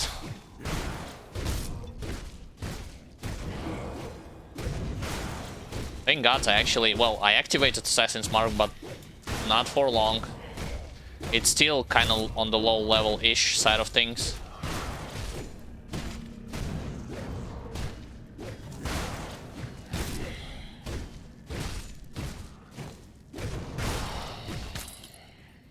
I actually got a shield from him. Is it any good? Let's see. Come on, open up this chest. I can't carry anymore. It's crap, at least for me. Damn it. Fire damage, cold damage, burn damage. Any kind of elementals, but not physical.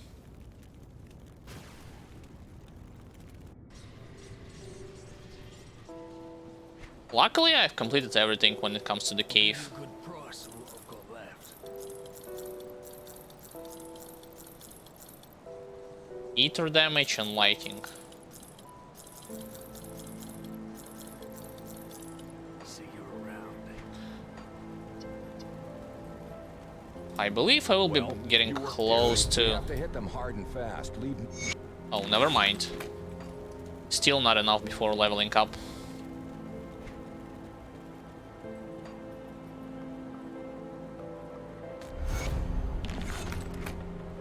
This ring is pretty useful.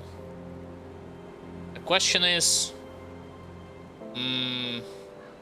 actually, is it? Pierce elemental resistance, I have a problem. I have already resolved elemental resistances. Nah.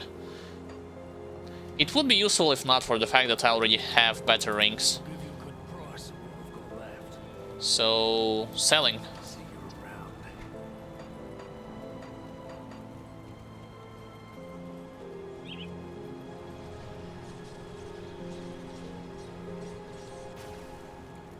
Selling, picking this blue item. I don't need to be in this cave anymore, so heading straight to the exit.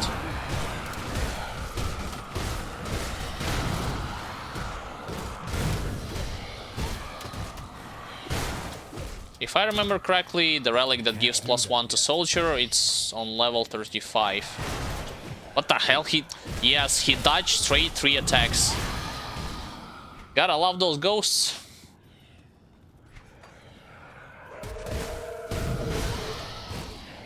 Miss, dodge. Pumped everything into cunning, still miss and dodge. Epic.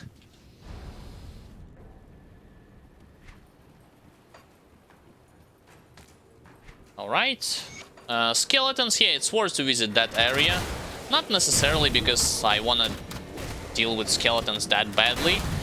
Mainly because of the fact that they can throw against you some elite monsters.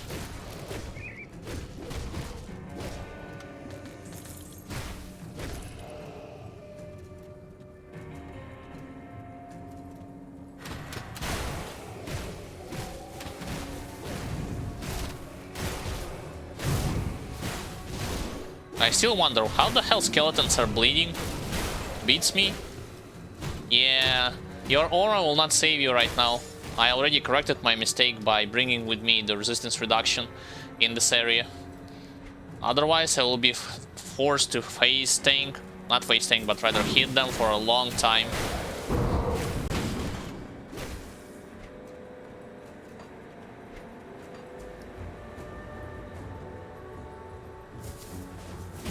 Well, one elite is better than no elites at all.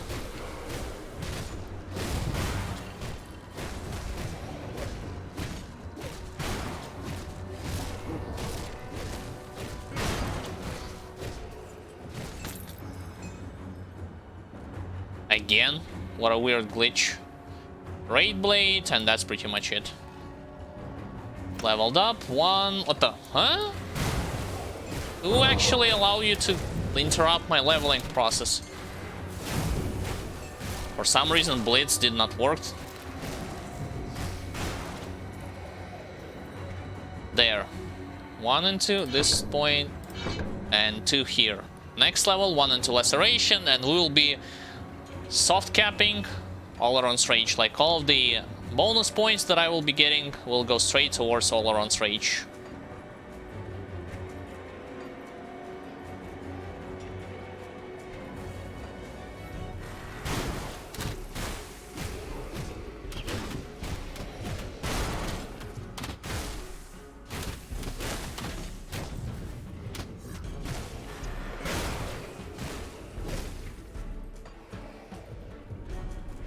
Alright, now to open up Rift Gate, and I do need dynamite, right?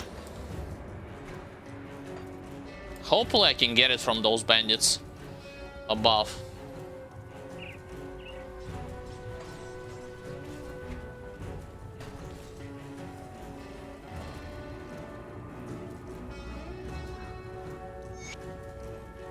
Wait, the second quest here. Speak with you, searching for the Elder. What the? Huh?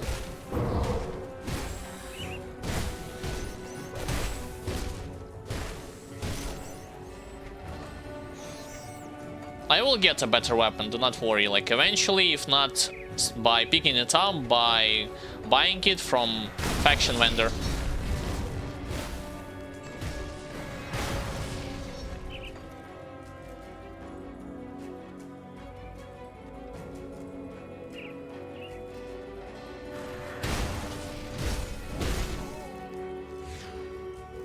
I hear it. Yeah, there it is. I was about to say that I hear the sound when aura is being activated. I already know like what the sound of this game may like implies when it comes to the enemies. There's an elite over here. He actually blinded me. How dare you? Yeah.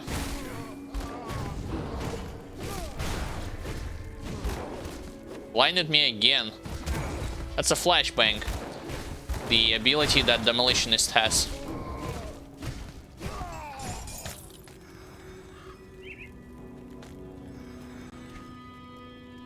Piercing, physical,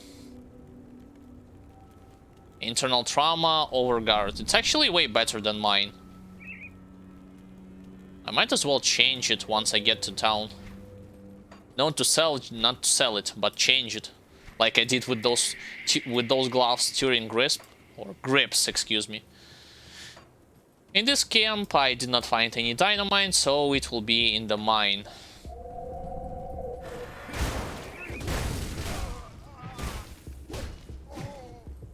Is this guy's gonna die? Yeah, by himself.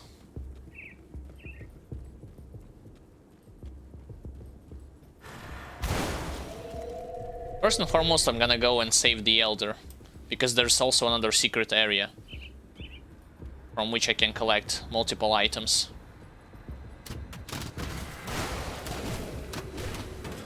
Can't do that.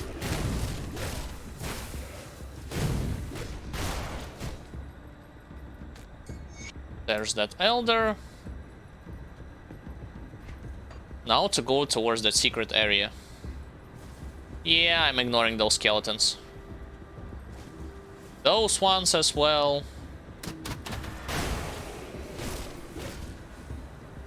And... Tier 1 monster totem. How nice of them. This is the area that I was talking about. You can get an access to Exalted Stash. Not Exalted, but rather Hidden Spoil Stash.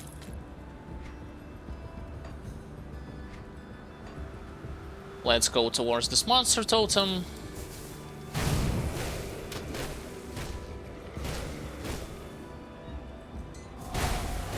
Oh great, ghouls already.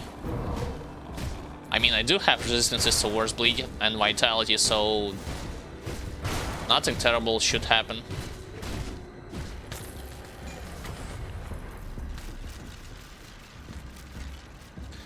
What do we have? Chaos, Spirit, Physical Chaos, but it requires Spirit, so no thank you. Just a bunch of stats. And yeah. Wait. Lighting elemental damage.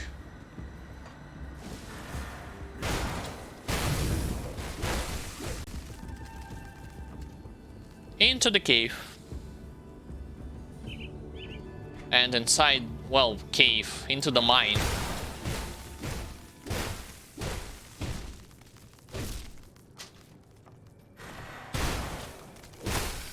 It's not a bad idea to first get rid of those wasps. Why? Because you will need the ingredient for the quest later on anyway.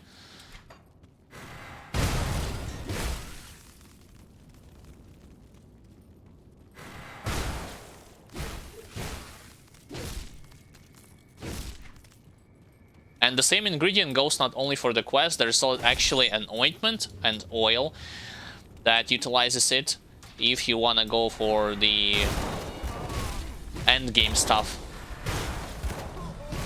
This guy actually was knocked down and that like he couldn't do anything.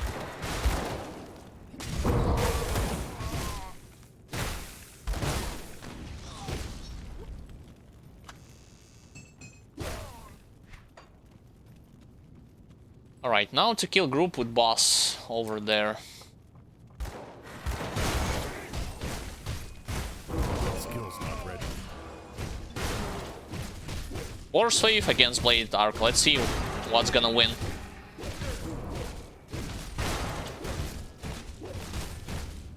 Damn, he hits kinda hard. I can't do that yet. Oh, because he has internal trauma. Got it. Ignores my armor pretty much.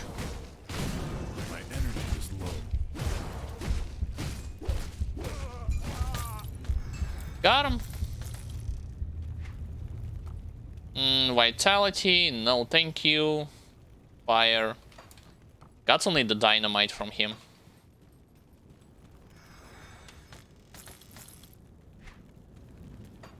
Now to blow up the barricade and return the amulet back to the robbers.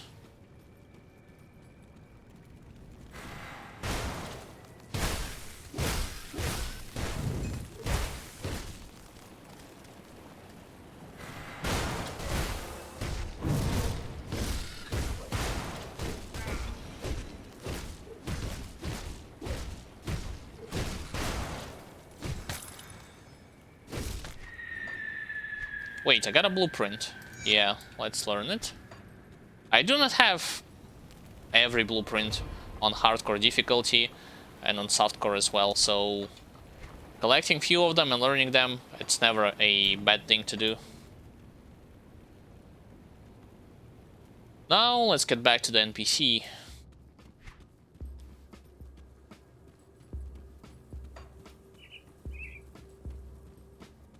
Like, once we get the access to Oleron's Rage, it's gonna be a tremendous help in terms of getting rid of those skeletons, moving fast from point A to point B because of the extra movement speed.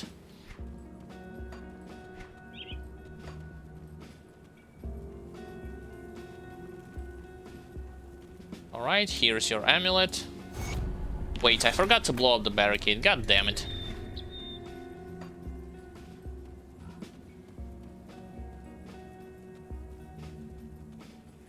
Barricade, where are you? I'm coming for you.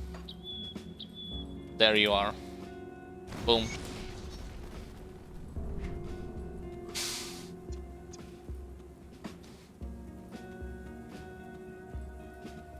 I believe they will give me, like, one of them will give me the extra inventory for this quest. Yeah, this guy. Do you have some useful weapons that I can use instead of mine? No, you don't. Well, technically you do. Magic one-handed axe.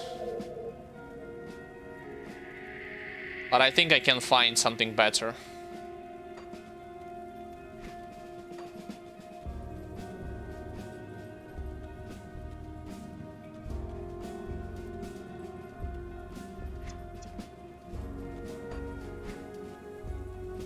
Wait, I was talking at the beginning of the stream that I will be deciding what kind of what next class I will be picking up after soldier, after level 50. Nah, that's not true.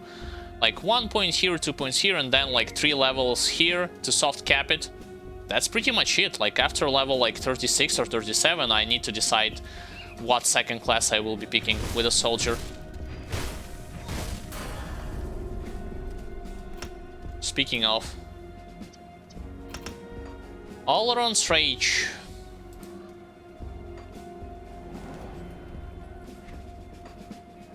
And of course, still pumping cunning. Oh, Shamblers.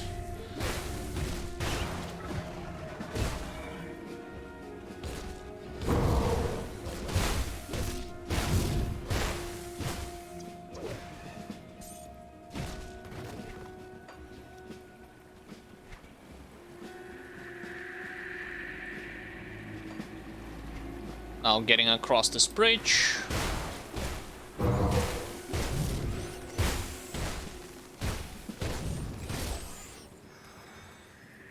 I'm gonna go first towards the cave where the Queen Wasp is.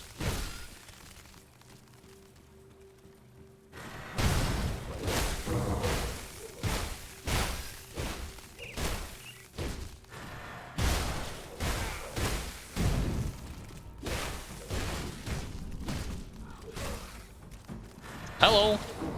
I've totally forgot about this elite. Damn, no crits.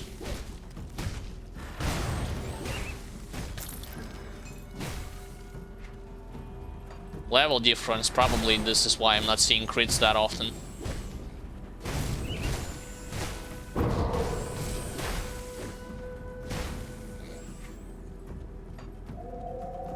Alright, now finally into the cave.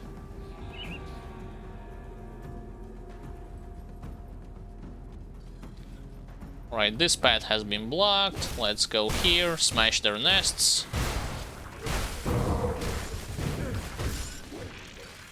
Damn, White Touch just hit me tremendously. What happened?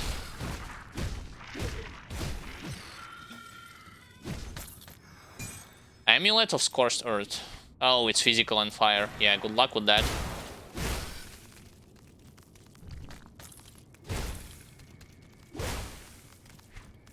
So, Queen is over there.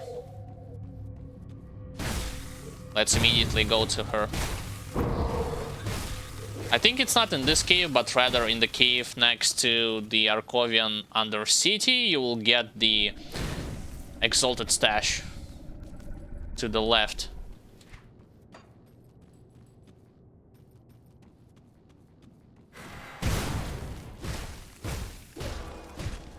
Skill's not ready. Come on, Assassin's Mark, waiting. For some, what? I'm missing for some reason? Really? I can't do that yet. Interesting.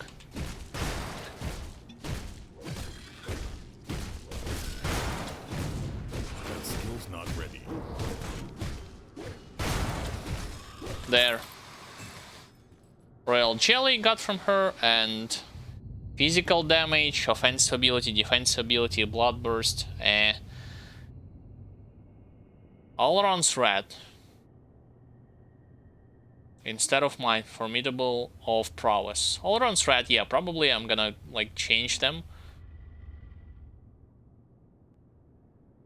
But I need to get back to town. So far I haven't opened a rift point yet.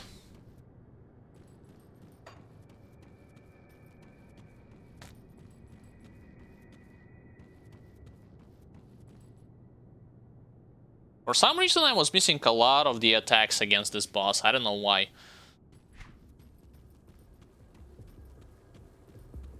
Like, my offensive ability is should be more than enough.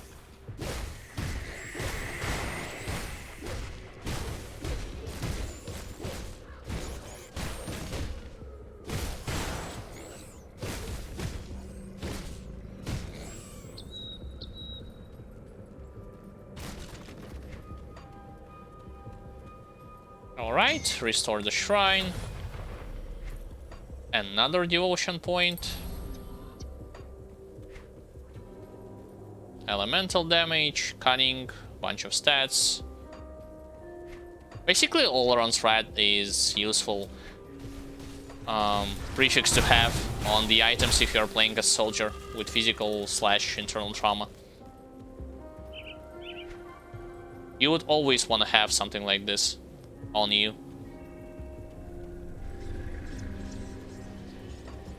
Alright, rift point has been opened. Bandits have been killed almost.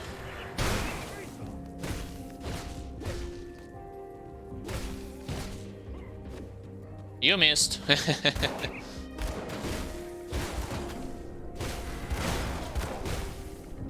He's gonna die by himself. I do not have a dynamite, god damn it.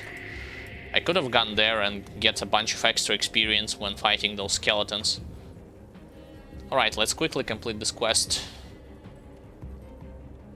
What's happening? Anything I can do? Yes, and I'm bribing this guy.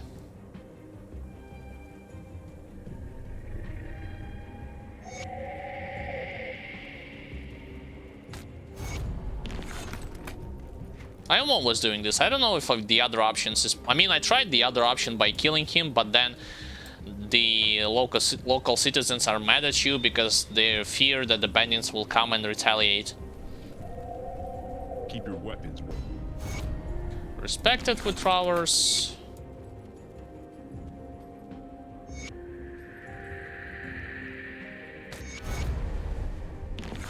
Thank you. Let's go kill the giant troll beast. And not get clobbered by his swings. He actually fighting bandits. Use this opportunity to kill the stone boars. Damn, for some reason it sounds hard to pronounce for me names. Can't do that yet. Nope.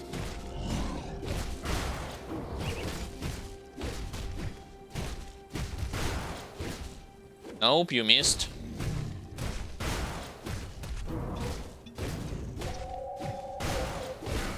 Yeah, he got me, but I did not lose tremendous amount of HP. What the hell? There's another elite over here. Yeah, I do not like corrupted just because of those ether clouds.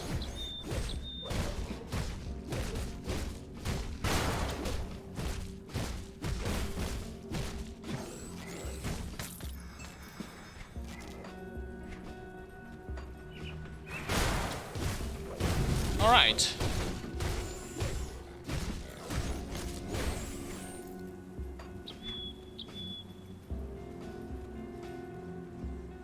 Plus 29. Better. Definitely better than mine. I just would have preferred for it to not to have chaos damage. That's all pretty much. Anything else, I'm fine. Alright, do we open up this rift gate? Yep, we did. Internal trauma. And physical internal trauma, offensive ability. Okay, I'm just debating. If I'm gonna go like pure physical, I think the best option would be to go for either Death Knight or Witchblade. With which means combining soldier with occultist or with the Necromancer. Because of his aura, when you're getting hit, enemies will get resistance reduction. But we shall see. Oh, there's a monster totem that I cannot get to because it's on the other side. So, ladies and gentlemen, this is gonna be it for now. When it comes to today's stream, I'm gonna wrap this up, but before I will let you go, I'm gonna advise you a couple of things. Number one, for those who are wondering, like having questions about what best class to start with, resistances, having questions about how to play certain character archetypes, in what order to visit the optional areas in the game, main campaign, and as well as DLC. What about the advanced stuff like Shattered Realm and Crucible? I have the beginner-friendly playlist covering all of those questions that you have, and I advise you to check it out. It's on my YouTube channel, link to which you'll find down below. A lot of questions will be answered if you just watch those short videos, guides sort of. Additionally, if you want to know what kind of in what day I will be streaming when it comes to precise time and precise days, you can learn the schedule graph here on this Twitch page channel in the separate tab section. You can learn the schedule graph on the social links, Facebook or Twitter, as well as YouTube discussion section. When it comes to social links, I advise those of you who are willing to keep up to date with everything related to the upload schedule, to the news that I'm posting, videos that I'm working on. Subscribe to the social links as well. What else that I wanted to mention? Oh yes, if you... I also should have... not should, but I'm thanking you for your attention. Whether you watched it from the beginning, from the middle, or from the end, it doesn't really matter. You are welcome here at any given time of the day. I respect your opinion. I also am answering to your questions, to your statements. I'm grateful for that. If you missed the initial parts of this character's leveling and you want to know what I did from beginning to the end, you can rewatch it in the format of Twitch video on demand on my Twitch channel here, or you can watch it later where I will on my YouTube channel, link to it once again in the description.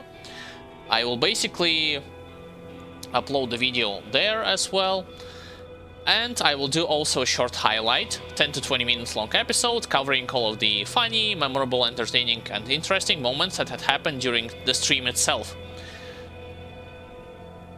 What else? If you like the stream and you want to know how can you support it, you can pretty much spread the word, become the follower amongst those, spread the word amongst those that are interested not only in Let's Play but also in knowing the mechanics of this game, giving you useful advices, mostly beginner friendly, but I can also give you advanced stuff when it comes to tips and tricks.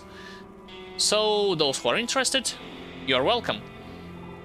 When it comes to YouTube channel, if you like the videos that I provided, when Grim Dawn beginner-friendly content, you can leave a like to them, share them, and subscribe to the channel, because it helps to promote the content to a wider audience, and it shows your respect towards the creativity process. There is also another thing with which you can help, not obligatory, but nonetheless, donations. You can receive perks and bonuses depending on the system that you would like to choose. For instance, via Streamlabs donation and Twitch subscription, you will have the access to new emotes, icons, chat statuses, and game discounts.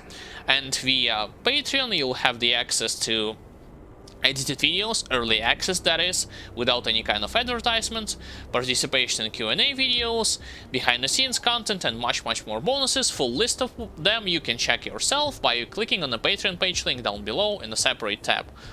All of the things that you are willing to donate will be directly contribute to the improvements of audio and visual quality of the streams, of edited videos. You will be receiving bonuses and your name will be mentioned in gratitude list at the end of each edited video. Alright, now that I got this out of the way, once again thank you for watching today's stream. I wish you all the best. Until next time, I have been Alexander, also known as Sandrievitz, and stay sound, stay cheerful, stay healthy, take care of your health, of the health of your relatives. Bye and have a great time of the day. I will see you on the next stream.